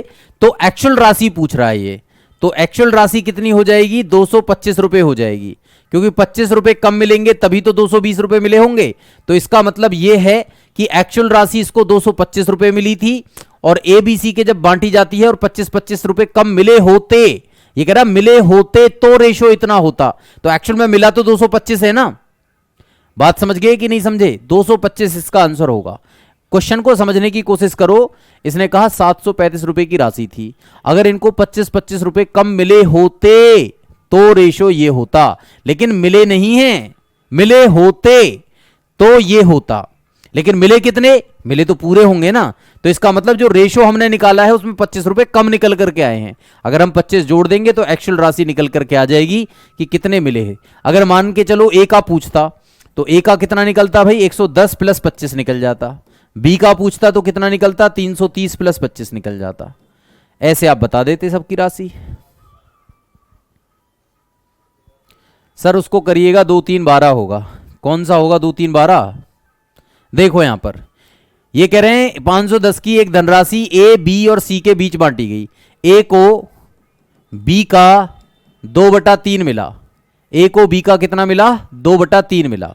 बी को सी का 1/4 मिला। अब यहां देखो ए अपॉन बी कितना हुआ? तो आप कहेंगे 2/3। बी अपॉन सी कितना हुआ? तो 1/4। अब आप मुझे बताओ ए अनुपात बी दिया है 2:3, बी अनुपात सी दिया है 1:4। तो ये कितना होगा भाई? जरा देख लो एबीसी का रेशो। एबीसी का रेशो 1 दूनी 2, 1 तिया 3 और 4 तिया 12। तो 2, 3, 12 ही तो होगा। यहां पर भी तो मैंने 2, 3, 12 ही लिखा है। क्या आफत आ गई इसमें?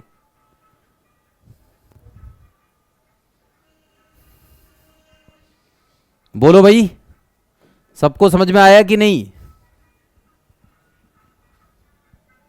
हाँ 225, 220 प्लस 25 245 होगा। हाँ 245, डी ऑप्शन करेक्ट। ठीक है, बात समझ में आ गई सबको? क्लियर हुआ? चलें आगे। चलिए आगे। एक रेफ्रिजरेटर और एक टेलीविजन के मूल्य का रेशो 5:3 है। यदि रेफ्रिजरेटर की कीमत टेलीविजन से 5500 रुपए ज्यादा है तो रेफ्रिजरेटर का मूल्य कितना होगा? बिना पेन उठाए बता सकते हो इसका जवाब? बोलो।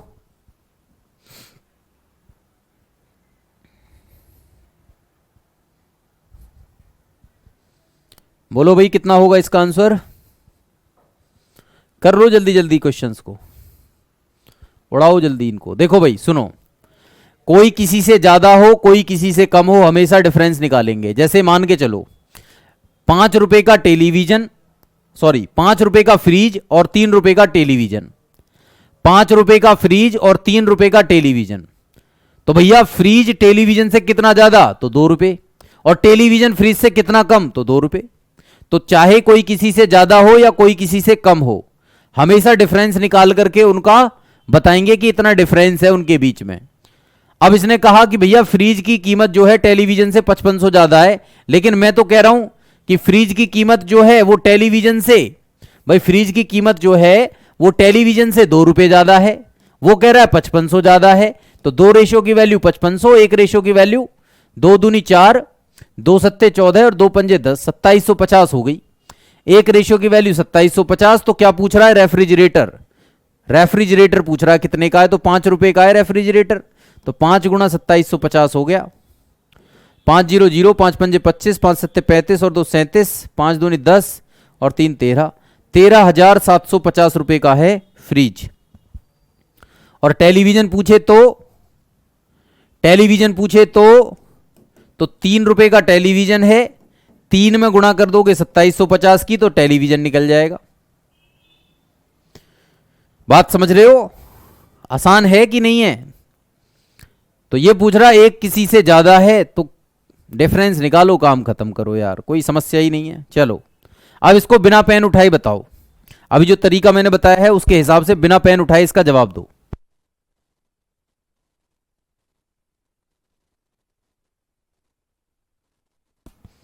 हाँ जी, ये रेशो ऐसा टॉपिक है जिससे आपके बहुत सारी दुख और दर्द खत्म हो जाएंगे, क्योंकि यही लगता है पूरे मैथ्स में। कैसे करोगे, 7 रुपए के थैले और 7 रुपए का थैला और 5 रुपए के जूते। तो थैला जूते से कितना ज्यादा, तो 2 रुपए, और जूते थैले से कितने कम, तो 2 रुपए। बात समझ में आ रही है।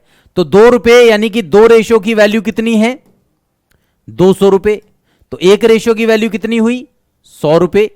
तो इसका मतलब बैग और शूज, बैग है 7 रुपए का, शूज है 5 रुपए के, तो ये हो गए 700, ये हो गए 500। जूते का दाम पूछ रहा है 500 रुपए हो गया, सी ऑप्शन। बोलो किसी को कोई दिक्कत है भाई, किसी को कोई दिक्कत है।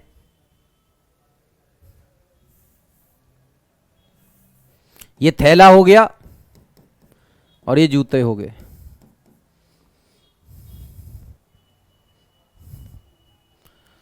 कर पाओगे ना, आसान है। अगला क्वेश्चन करो सभी। एबीसी के वेतन का अनुपात 3:2:9 है, सी को बी से 2100 रुपए ज्यादा मिलते हैं, तो ए का वेतन बताओ। ए कमाता है 3 रुपए, बी कमाता है 2 रुपए, सी कमाता है 9 रुपए। सी को बी से 2100 रुपए ज्यादा मिलते हैं, सी को बी से क्या 2100 रुपए ज्यादा मिल रहे हैं, मैं तो देख रहा हूं सी को बी से 7 रुपए ज्यादा मिल रहे हैं यार, वो कह रहा है 2100 ज्यादा मिल रहे हैं। तो एक रेशियो की वैल्यू कितनी हो गई, 300। तो पूछ रहा है ए का वेतन बताओ, तो 300 गुणा कर दो इसमें 900, इसकी निकालनी है तो 300 की इसमें कर दो, 600 इसको मिल रहे होंगे और 2700 इसको मिल रहे होंगे, 2100 ज्यादा मिल गए, काम खत्म हुआ। उड़ा पाओगे ऐसे क्वेश्चंस को, बोलो। अरे भाई कर पाओगे, एक रेशियो की वैल्यू निकालो, काम खत्म। चलो ये करो।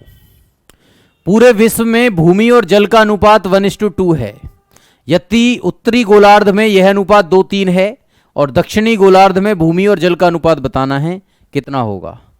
ये भी परेशान ही है, जबरदस्ती का क्वेश्चन है। चलो कोई बात नहीं, कर लो। ऐसे क्वेश्चंस आते हैं तो सरदर्दी करते हैं ना, कोई बात नहीं, लेकिन तुम कर लो यार। जब तक मैं 2 घूंट पानी पी लेता हूं।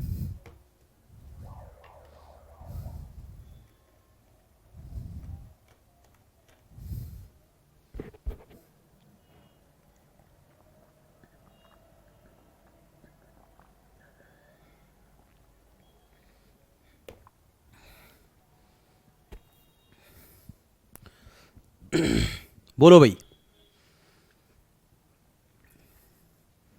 कैसे करोगे इसको?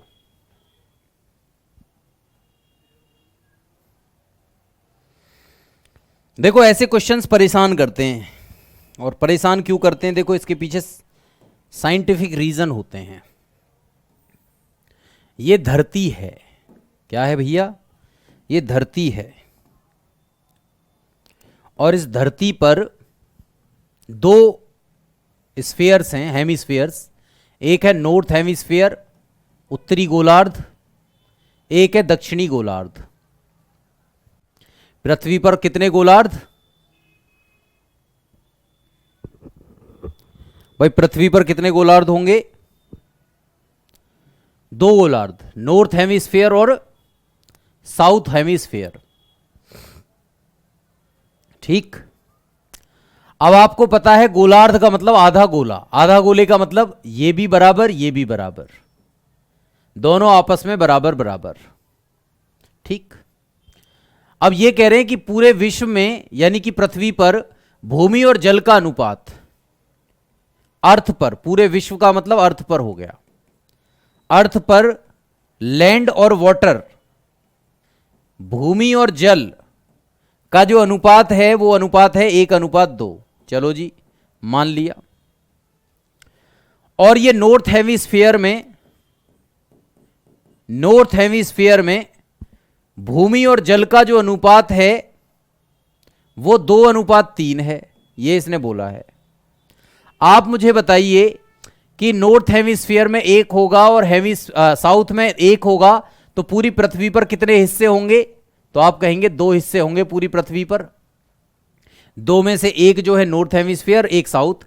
अगर 2 में से 1 निकाल दिया तो साउथ बचेगा, 1 ये वाला निकाल दिया तो नॉर्थ बचेगा। अब यहां पर देखो, यहां पर इसके पास कितने हिस्से हैं? 3, और यहां पर इसके पास कितने हैं? 5। तो ये तो सरासर नाइंसाफी है, झूठ बोल रहा जा रहा है कि नॉर्थ हेमिस्फीयर में 5 है और अर्थ पर 3 है। अर्थ पर तो दुगने होने चाहिए, किसके? नॉर्थ के। तो इसका मतलब आपको पता है कि इनके रेशो 2:1 होते हैं। पूरी पृथ्वी और साउथ हेमिस्फीयर या पूरी पृथ्वी और नॉर्थ हेमिस्फीयर का बीच का रेशो 2:1 होना चाहिए। अब 2:1 होना चाहिए तो इसका मतलब क्या होगा? इसका मतलब इसको 2:1 बनाना है। अब इसको 2:1 कैसे बनाएं? तो 2:1 बनाने के लिए सबसे पहले आपको इन दोनों को बराबर करना पड़ता है। 5 और 3 है तो ऊपर 5 की कर दो, नीचे 3 की गुणा कर दो, बराबर हो गए 15 बराबर हो गए भाई।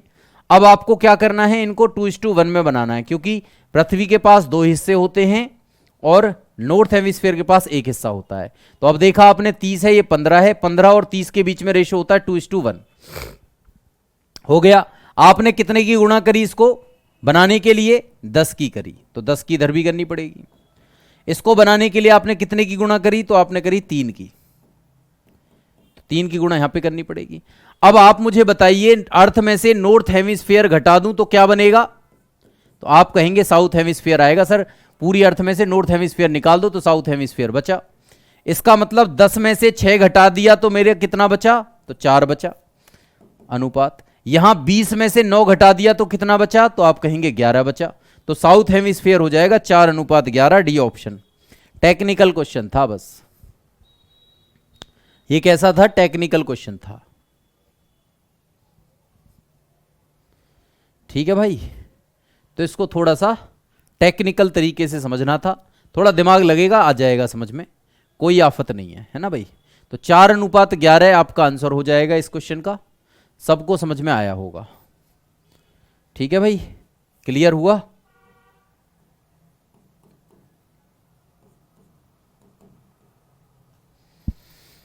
बीस में से 9 घटा दिया और 10 में से 6 घटा दिया। ठीक है, 4:11 आ गया। 2-3 बार करने की कोशिश करना, आ जाएगा समझ में, ऐसा नहीं है कि नहीं आएगा।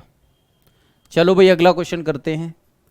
ये कह रहे हैं यदि किसी धनराशि को एबीसी में बांटना है, ए का भाग बी से 2 गुना है और बी का भाग सी से 3 गुना है, तो उन तीनों के भागों का परस्पर अनुपात पूछ रहा है।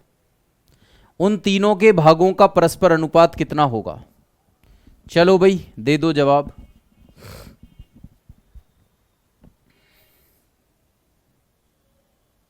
ऐसा था, देखो सुनो मेरी बात ध्यान से। ये थी पृथ्वी। पृथ्वी 2 गोलार्ध में है, एक उत्तरी और एक दक्षिणी, दोनों बराबर बराबर होते हैं। पृथ्वी के पास टोटल 2 हिस्से होते हैं, एक ये वाला और एक ये वाला, ठीक है। इसने बोला अर्थ के पास में लैंड और वाटर का रेशियो इतना है, नॉर्थ हेमिस्फीयर में इतना है। मैंने देखा कि इसके पास 3 है, इसके पास 5 है, जबकि ऐसा होना नहीं चाहिए। क्या होना चाहिए? अर्थ के पास टोटल 2 होने चाहिए और नॉर्थ हेमिस्फीयर के पास 1 होना चाहिए, जबकि इसके पास 3 है, उसके पास 5 है। मुझे इनको 2 और 1 में बांटना है, तो कैसे बांटूं? तो बराबर करूंगा। सबसे पहले बराबर कैसे करते हैं? इस वाले की ऊपर इस वाले की नीचे गुणा करो, फिर बराबर हो गए तो जिस रेशो में बांटना उस रेशो में बांट दो। 2 की इसमें 1 की इसमें, रेशो बढ़ गया 2:1। अब ये रेशो कैसा हो गया? ये रेशो हो गया 2:1 का, है ना भाई। अब देखो 10 की गुणा करके बनाया ना, इसको 3 की गुणा करके बनाया ना, बन गया। अब अर्थ में से नॉर्थ घटाओगे तो साउथ बचेगा ना, तो बचा दिया, काम खत्म। समझ गए बात को? 2 बार आप खुद से देखना, टेक्निकल है थोड़ा सा, है ना। घटाया ना भाई मैंने 20 में से, देखो ना यहां पर इसके पास कितना हिस्सा आया था? 10। इसके पास कितना आया था? 6। 10 में से 6 गया तो 4, यहां है 20। 20 में से 9 गया तो 11, क्योंकि ये 20 है ये 9 है। 20 में से 9 गया तो 11। ऐसे 2 स्टेप नहीं लिखे, एक ही स्टेप में काम खत्म कर दिया।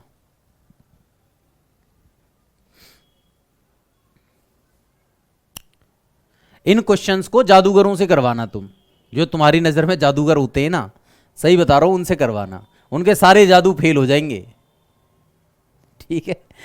समझ में आ रही है? तो पेपर में तो भैया यही पूछे जाएंगे, इस तरीके के क्वेश्चंस पेपर में आते हैं। यहां जादू नहीं, कंसेप्ट काम करते हैं, ठीक है। बिना कंसेप्ट के आप मैथ्स को नहीं सीख सकते, कंसेप्ट से ही सारी चीजें सीखी जा सकती हैं।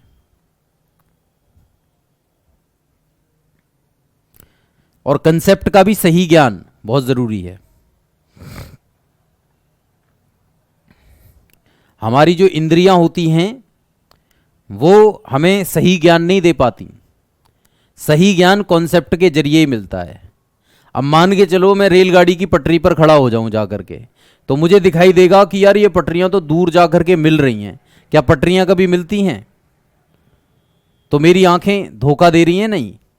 इसका मतलब कहीं किसी लिमिट तक तो मैं ठीक हूं, मेरी आंखें ठीक है, मेरी इंद्रियां ठीक हैं, लेकिन एक लिमिट के बाद वो बेकार हो जाएंगी।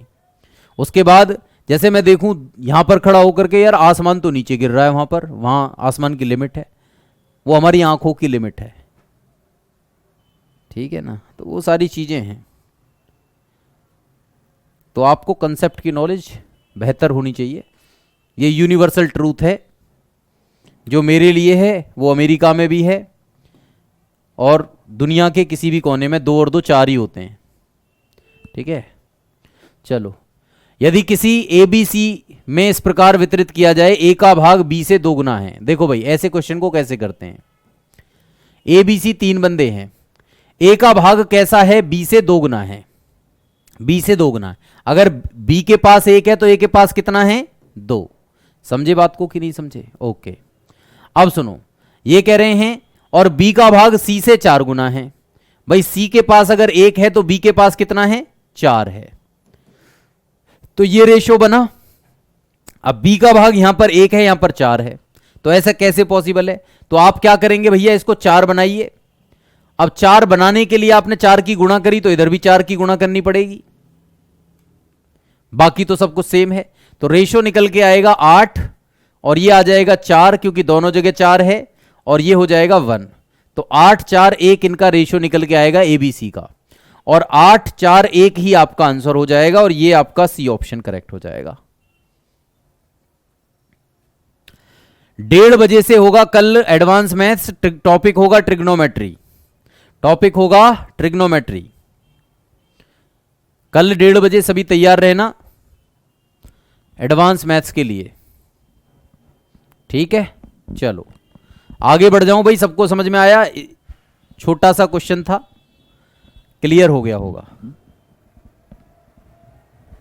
चलें आगे, आओ। 7500 रुपए को ABC में बांटना है। A और B का रेशो इतना है और B और C का रेशो इतना है, तो B को कितना रुपया मिलेगा ये बताइए। चलो भाई जवाब दे दो, बोलो भाई कितना होगा। ये क्लासेस रिकॉर्डेड आपके पास पहुंच जाती है। अगर आपको मान लो कोई क्वेश्चन समझ में नहीं आता है तो उसको 2 बार 4 बार देख सकते हो, समझ में आ जाएगा। ऐसा नहीं है, बहुत आराम से बहुत प्यार से समझा रहा हूं आपको।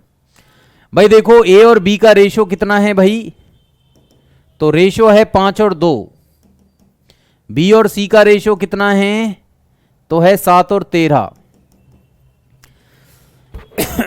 ए बी सी का रेशो कितना आएगा, तरीका बताया, 7 पंजे 35, 7 दूनी 14 और 13 दूनी 26, ये हो गया। और टोटल कितना हुआ भाई, इसको 35, इसको 14, इसको 26 रुपए मिलेंगे। 6 4 10 5 15, 2 और 1 3 3 6 और 1 7, 75 रुपए मिलेंगे टोटल। बट रहे कितने, 7500। एक रेशियो की वैल्यू आ गई 100, तो ए को मिलेंगे 3500, बी को मिलेंगे 1400, सी को मिलेंगे 2600। किसको पूछा है, बी को पूछा है, तो 1400 करेक्ट है। ए ऑप्शन 1400 करेक्ट है भाई।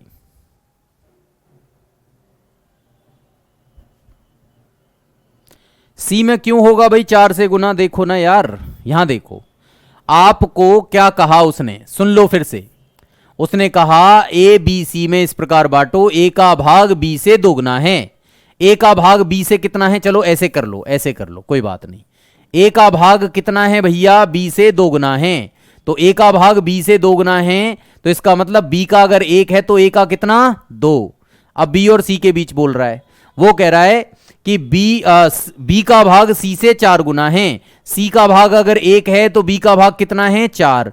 और अब निकाल लो ए बी सी, अब निकाल लो ए बी सी, तो कितना होगा, 4 दूनी 8, 4 एकम 4 और 1 एकम 1। ऐसे समझ में आया, बात समझ में आई, ऐसे तो समझ में आ गया। ऐसे कर लो, कोई दिक्कत वाली बात नहीं है, कोई परेशानी नहीं है। चलो अगला क्वेश्चन करो। अगला क्वेश्चन करेंगे, सभी जवाब दो। क्या होगा, 68,000 को एबीसी में 1/2 अनुपात 1/4 5/16 के अनुपात में बांटा जाता है।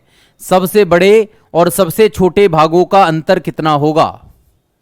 अब देखो एबीसी का रेशियो आपको निकालना है। सबसे पहले क्या दिया है, 1/2, 1/4 और 5/16।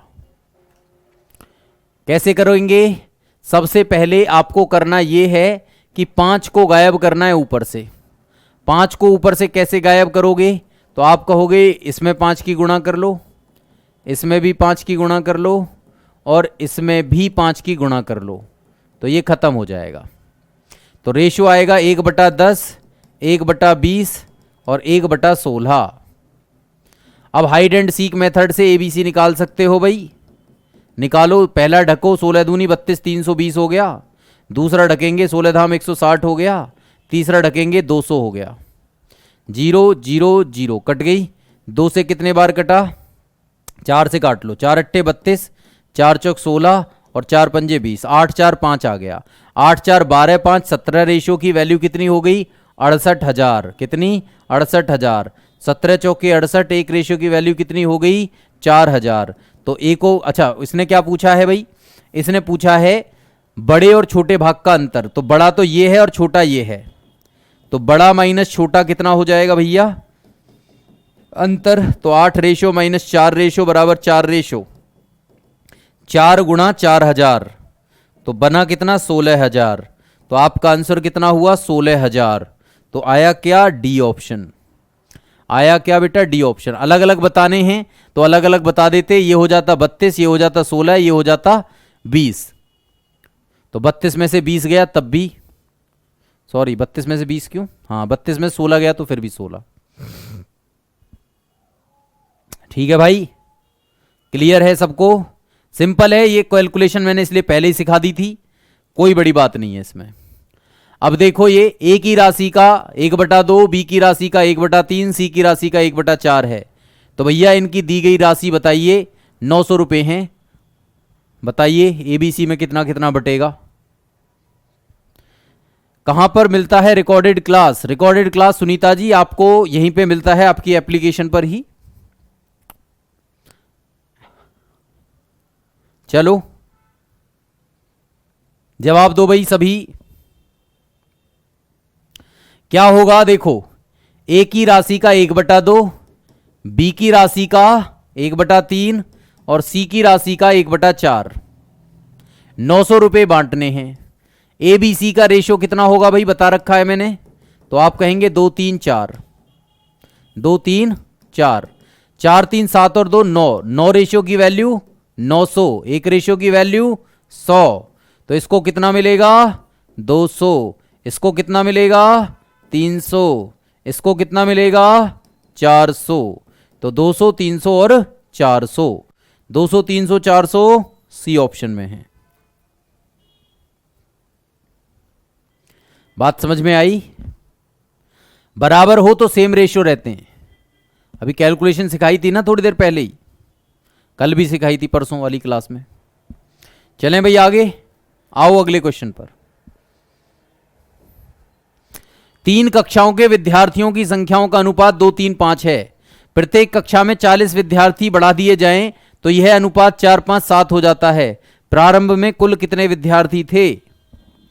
प्रारंभ में कुल कितने विद्यार्थी थे, यह आपसे पूछा गया है। जल्दी बताओ भाई सभी, क्या होगा इसका आंसर? कौन बताएगा इसका आंसर?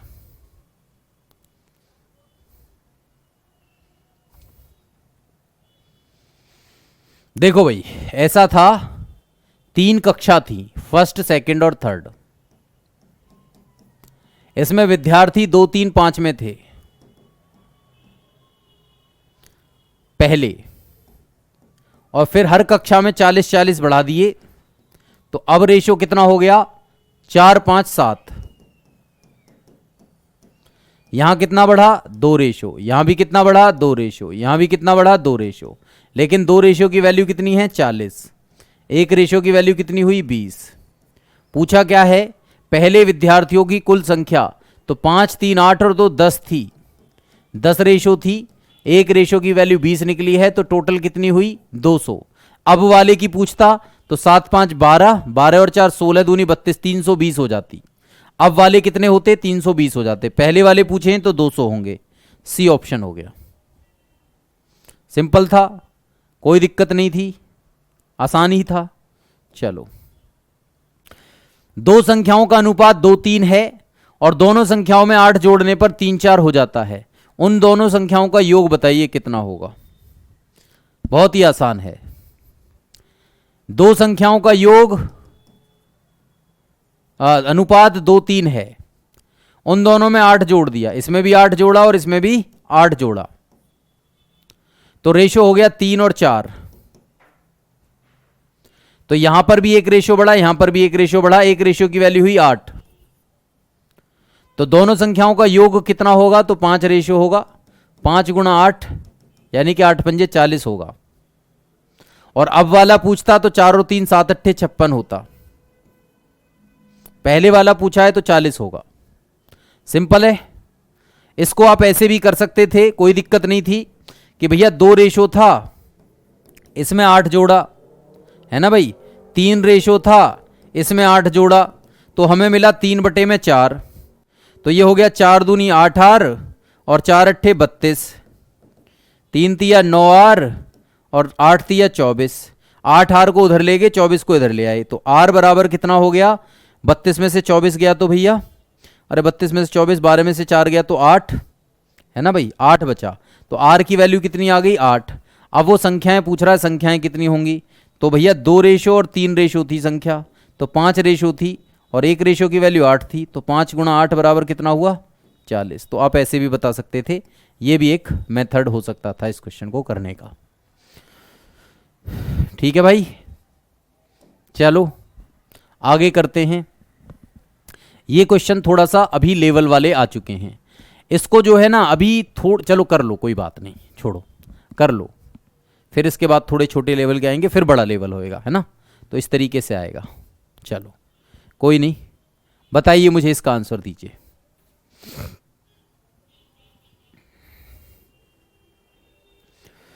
एबीसी की इनकम के रेशो 3:7:4 हैं। ₹2400 की इनकम में से ए ₹300 बचाता है, बी और सी की सेविंग्स बतानी है कितनी होंगी। बी और सी की सेविंग्स बताइए कितनी होंगी। क्या होगा भाई, इसका आंसर दो।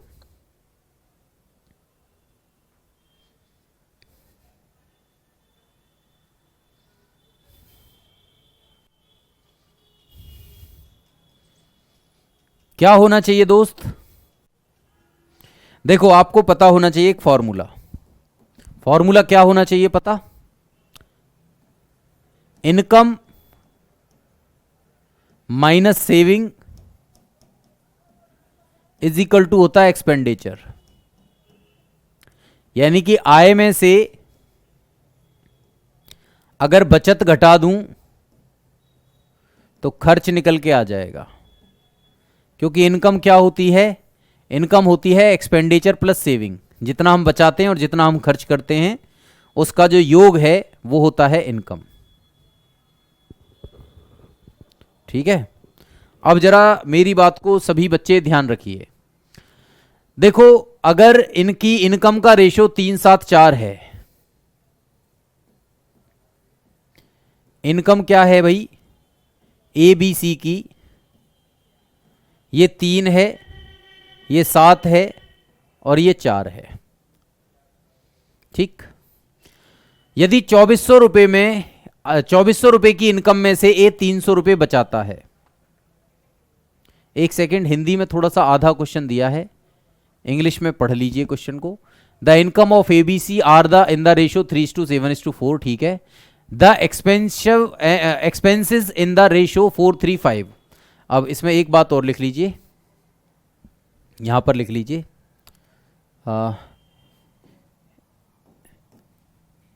अगर इसके, अगर इनके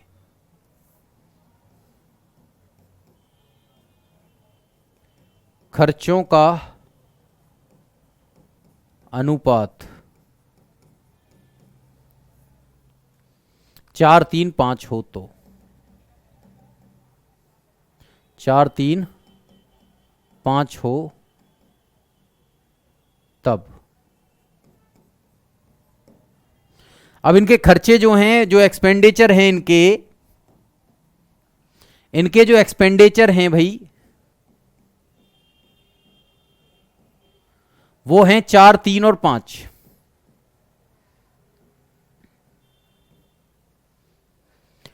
ए ₹300 में से ए ₹2400 की इनकम में से ₹300 बचाता है। भाई ए की इनकम कितनी है? इनकम ऑफ ए 3 रेशो, लेकिन वो कह रहा है ₹2400 है, तो एक रेशो की वैल्यू कितनी हुई? ₹800। तो इसका मतलब इनकम का रेशो आया 800, तो इसका मतलब इसकी इनकम कितनी होगी? 5600। इसकी इनकम कितनी होगी? 3200। अगर वो बी और सी की इनकम पूछता तो आपका आंसर आ जाता 5600 और 3200, लेकिन उसने इनकम नहीं पूछी। ओके, अब वो कितना रुपया बचा रहा है? तो ₹300 बचाता है। ₹2400 की इनकम में से अगर मैं एक्सपेंडिचर निकालूं ए का,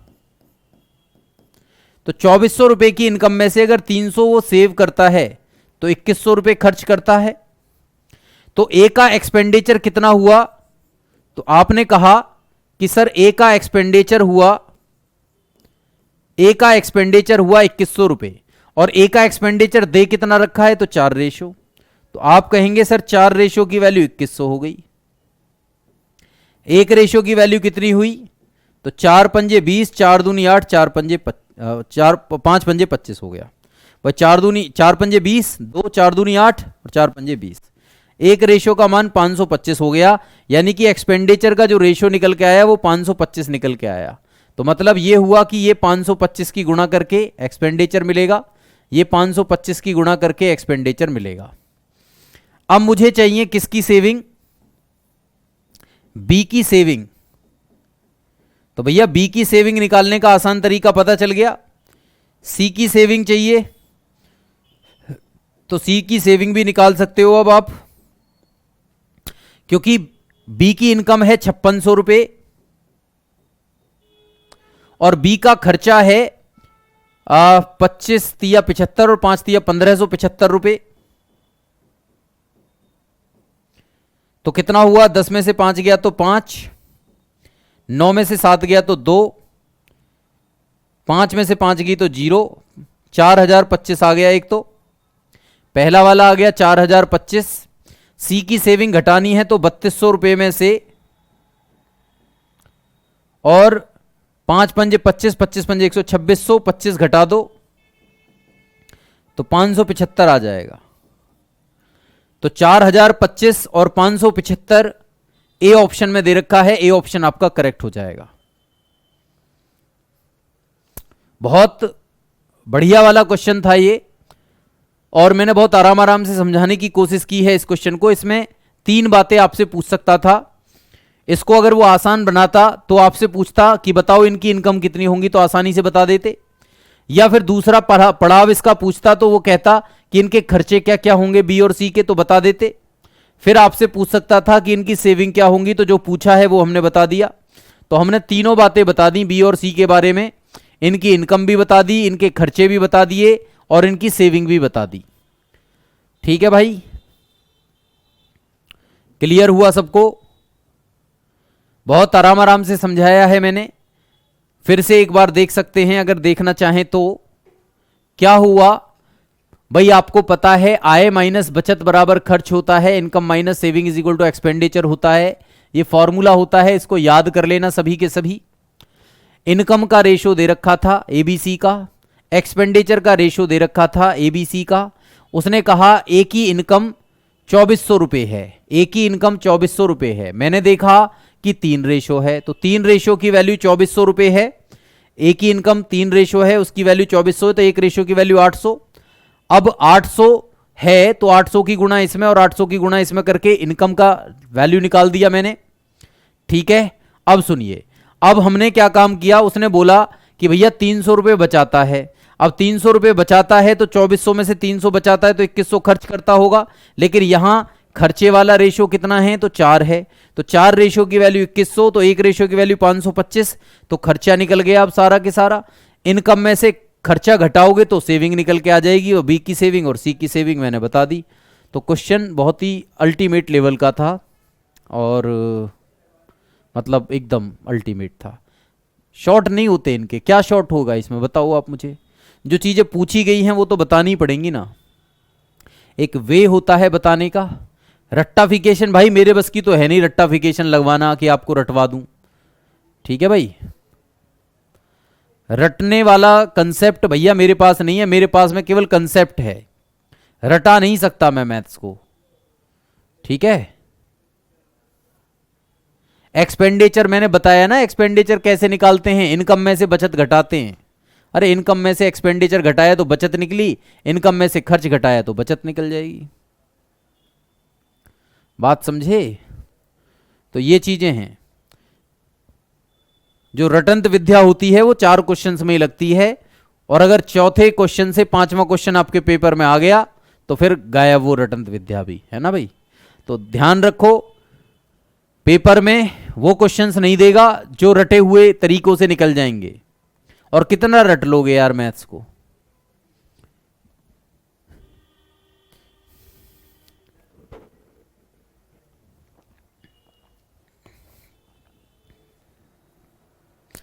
चलें भाई आगे। अगला क्वेश्चन क्या है, ए और बी की इनकम का रेशो 5:6 है। उनके मंथली जो खर्चे हैं उनका अनुपात 3:4 है। यदि वो प्रति महीने 1800 रुपये और 1600 रुपये की बचत करते हैं तो बी की इनकम ज्ञात करें। बी की इनकम ज्ञात करें भैया। चलो जवाब दो। अब इनकम पर आधारित क्वेश्चंस आ गए।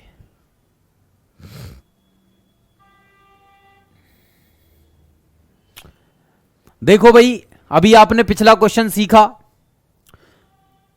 और अब मैं इस पर आ गया। अब ये उसके मुकाबले बहुत आसान है। देखो मैंने अभी एक फॉर्मूला बताया था आपको, income minus saving is equal to expenditure. याद रखना, जब तक इनकम खत्म करूंगा ना, जब तक आपको कंप्लीट आ चुका होगा, टेंशन मत लो, वो मेरे ऊपर छोड़ दो, ठीक है। जो कंसेप्ट पढ़ाऊंगा वो दिमाग तक उतार दूंगा, उसकी चिंता ना करो। देखो भाई, ए और बी की इनकम का रेशियो 5:6 है। ए और बी की इनकम है ना भाई, ए और बी के बारे में बात कर लेता हूं। इसकी है इनकम 5 रेशो, इसकी है 6 रेशो, ठीक। फॉर्मूला लगा रहा हूं डायरेक्टली। सेविंग कितनी कितनी है, तो पहले की सेविंग है 1800 रुपए, दूसरे की सेविंग है 1600 रुपए, ठीक है भाई। और अब खर्चा देख लो, खर्चा कितने कितने हैं, तो खर्चे हैं 3 और 4। भाई मैंने इस फॉर्मूले में लगा दी वो चीजें, इनकम दोनों की लिख दी, उसके बाद इन दोनों के सेविंग लिख दिया, और उसके बाद उनका खर्चा लिख दिया, और बस अब आप डिवाइड कर दो दोनों को एक दूसरे में।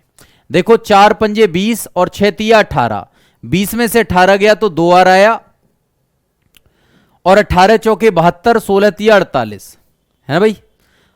72 में से 48 गया तो कितना, 12 में से 8 गया 4, और 6 में से 4 गया 2400।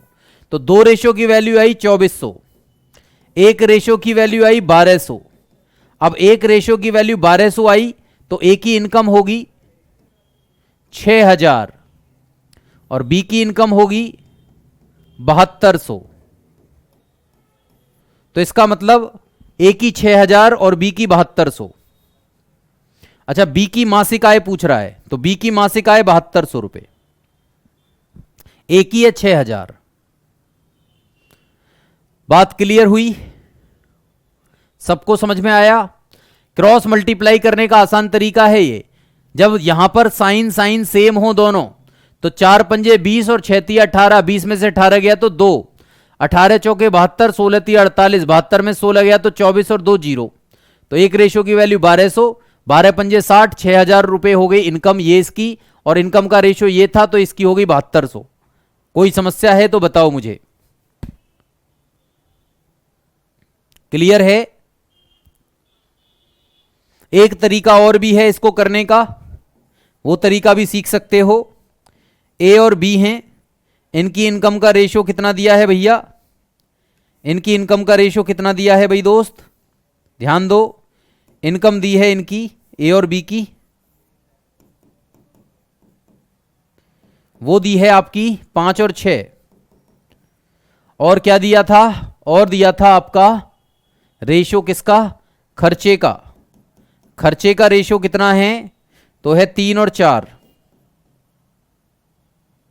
अब ये 5 रुपए में से 3 रुपए खर्च करता है, ये 6 रुपए में से 4 रुपए खर्च करता है, तो खर्चा कितना आया भैया, खर्चा आया 2 रुपए का। 2 रुपए ये भी खर्च कर रहा है, 2 रुपए ये भी खर्च कर रहा है। भाई 5 में से 3 रुपए खर्च कर रहा है तो 2 रुपए बचा रहा है, सॉरी 2 रुपए बचा रहा है, 2 रुपए ये भी बचा रहा है कि नहीं भाई। बात समझ में आ रही है। इस तरीके से भी आप निकाल सकते थे, भाई 5 में से 3 खर्च कर रहा है तो 2 रुपए बचा रहा है, 6 में से 4 खर्च कर रहा है तो 2 रुपए बचा रहा है, ठीक है। लेकिन अब इनकी सेविंग्स अलग अलग हैं तो फिर फंस जाओगे आप, तो इसी तरीके से करना ही बेटर रहेगा। अगर यहां पर मान लो ये एक जैसी दे रखी होती, ये दोनों सेम होती, तो फिर मेरा क्वेश्चन ऐसे हो जाता जैसे मैं अभी बता रहा था, वरना तो ऐसे ही होगा जैसे मैंने अभी बताया है। दूसरा तरीका फेल हो जाएगा इस पर। ये एक परमानेंट तरीका है इस क्वेश्चन को करने का। ये जो तरीका मैंने बताया है ये परमानेंट तरीका है ऐसे क्वेश्चंस को करने का। ऐसे तमाम इनकम के क्वेश्चंस आप इसी तरीके से कर सकते हो, ठीक है। चलो अब इसको देखो, 2 व्यक्ति की इनकम का रेशो 5:3 है, उनके खर्चे 9:5 हैं, 1300 और 900 रुपए की बचत करते हैं, तो प्रत्येक की इनकम बताइए। मेरे साथ साथ करना, ये ए है ये बी है। फॉर्मूला क्या होता है, income minus saving is equal to खर्चा, एक्सपेंडिचर, ठीक। अब ए की सेविंग बी की सेविंग का रेशो कितना दिया, तो इसका दिया 5 रेशो और इसका दिया 3 रेशो। उनके खर्चे 9-5 हैं, तो खर्चे तो बाद में लिखेंगे, पहले सेविंग देखो, 1300 और 900, इसके 1300 सेविंग है, इसकी 900 है, और खर्चों का अनुपात क्या है, तो आप कह रहे हैं कि 9 और 5 है सर। तो अब क्या करेंगे, डिवाइड कर देंगे। कैसे डिवाइड करेंगे, देखो 5 पंजे 25, 9 तिया 27, 27 में से 25 गया तो 2 आर, डायरेक्ट तरीका है ये।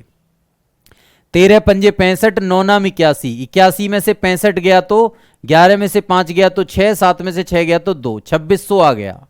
कितना आ गया दोस्त? 2600 आ गया। अब एक रेशो की वैल्यू कितनी हुई? तो 1300 हुई। अब एक रेशो की वैल्यू 1300 हुई तो ए की इनकम कितनी है? तो 5 रेशो है, तो 6500 हुई भैया। और बी की इनकम कितनी है भैया? तो 3 रेशो है, तो 13 तिया 3900 हुई इनकम, तो 6500 और 3900 हुई। कुछ गलती हुई क्या हमसे? एक बार फिर से चेक करेंगे। 9 और 5 है, तो 9 तिया 27, 5 पंजे 25, 2 आर हो गया, 13 पंजे 65, 9 नाम 81, है ना भाई? 13 पंजे 6500, 9 नाम 8100, है ना भाई? 8100 घटाओगे 0 0, 11 में से 5 गया 6 और 7 में से 6 गया तो 1। अच्छा 1600 आया था यार, 2600 नहीं था। तो ये 1600 आया था और एक रेशियो की वैल्यू 800 आई थी। अब 800 की गुणा इसमें करोगे तो 4000 आएगा, और 800 की इसमें करोगे तो 4 8 या 2400 आएगा। तो 4000 और 2400 आएगा, है ना भाई? 4000 और 2400, 4000 और 2400 आएगा। 4000 और 2400। उम्मीद करता हूं समझ में आया होगा आप लोगों को। क्लियर हुआ सबको? रेशो रेशो की गुणा आपस में करके रेशो निकालो, वैल्यू वैल्यू की गुणा आपस में करके घटा के वैल्यू निकालो। बाकी आपको तरीका तो पता ही है कि इसकी पूरे में करोगे, इसकी पूरे में करोगे, दोनों को बराबर रखोगे, रेशो को एक तरफ और वैल्यू को एक तरफ। वो वाला तरीका तो बचपन से सीखते आए हैं, है ना? उसका भी इस्तेमाल कर सकते हो। चलिए, तो बाकी का जो काम है आप खुद से करना। ये सेम क्वेश्चन है, इसको आप खुद से करना, ठीक है? 24वां क्वेश्चन, 25वां क्वेश्चन भी बिल्कुल सेम उसी पैटर्न पर है, आपको करना है इसको। और 26वां क्वेश्चन भी आपको ही करना है, सेम पैटर्न पर है।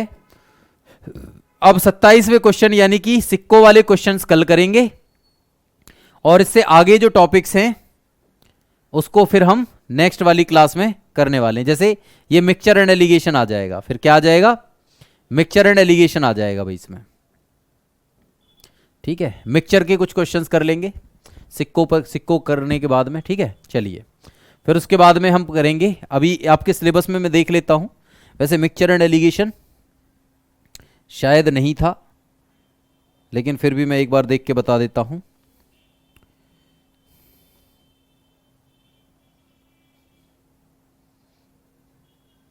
क्योंकि थोड़े से तो एक्स्ट्रा टॉपिक्स हमें करने पड़ेंगे, है ना? तभी बात बनेगी। मिक्सचर का कोई क्वेश्चन वैसे तो आया नहीं था, लेकिन आप करना चाहें तो कर लेना। वैसे टाइम, स्पीड एंड डिस्टेंस, पहले मैं वही टॉपिक करवाऊंगा जो टॉपिक आपके कंसेप्ट में है। तो कल चलेगा टाइम, स्पीड और डिस्टेंस, ठीक है भैया? फिर उसके बाद बोट एंड स्ट्रीम, फिर परसेंटेज, प्रॉफिट एंड लॉस। अब ये टॉपिक बचे हुए हैं आपके, मैं बता रहा हूं। एक तो टाइम, स्पीड एंड डिस्टेंस होगा जो आपके सिलेबस में है, ठीक? दूसरा है बोट एंड स्ट्रीम, नाव और धारा। नाव और धारा मैं हिंदी में ही लिख देता हूं, चाल, दूरी, समय, है ना? ये वाला टॉपिक रहेगा बेटा एक तो। एक आएगा आपका नाव और धारा, ये है आपके सिलेबस में।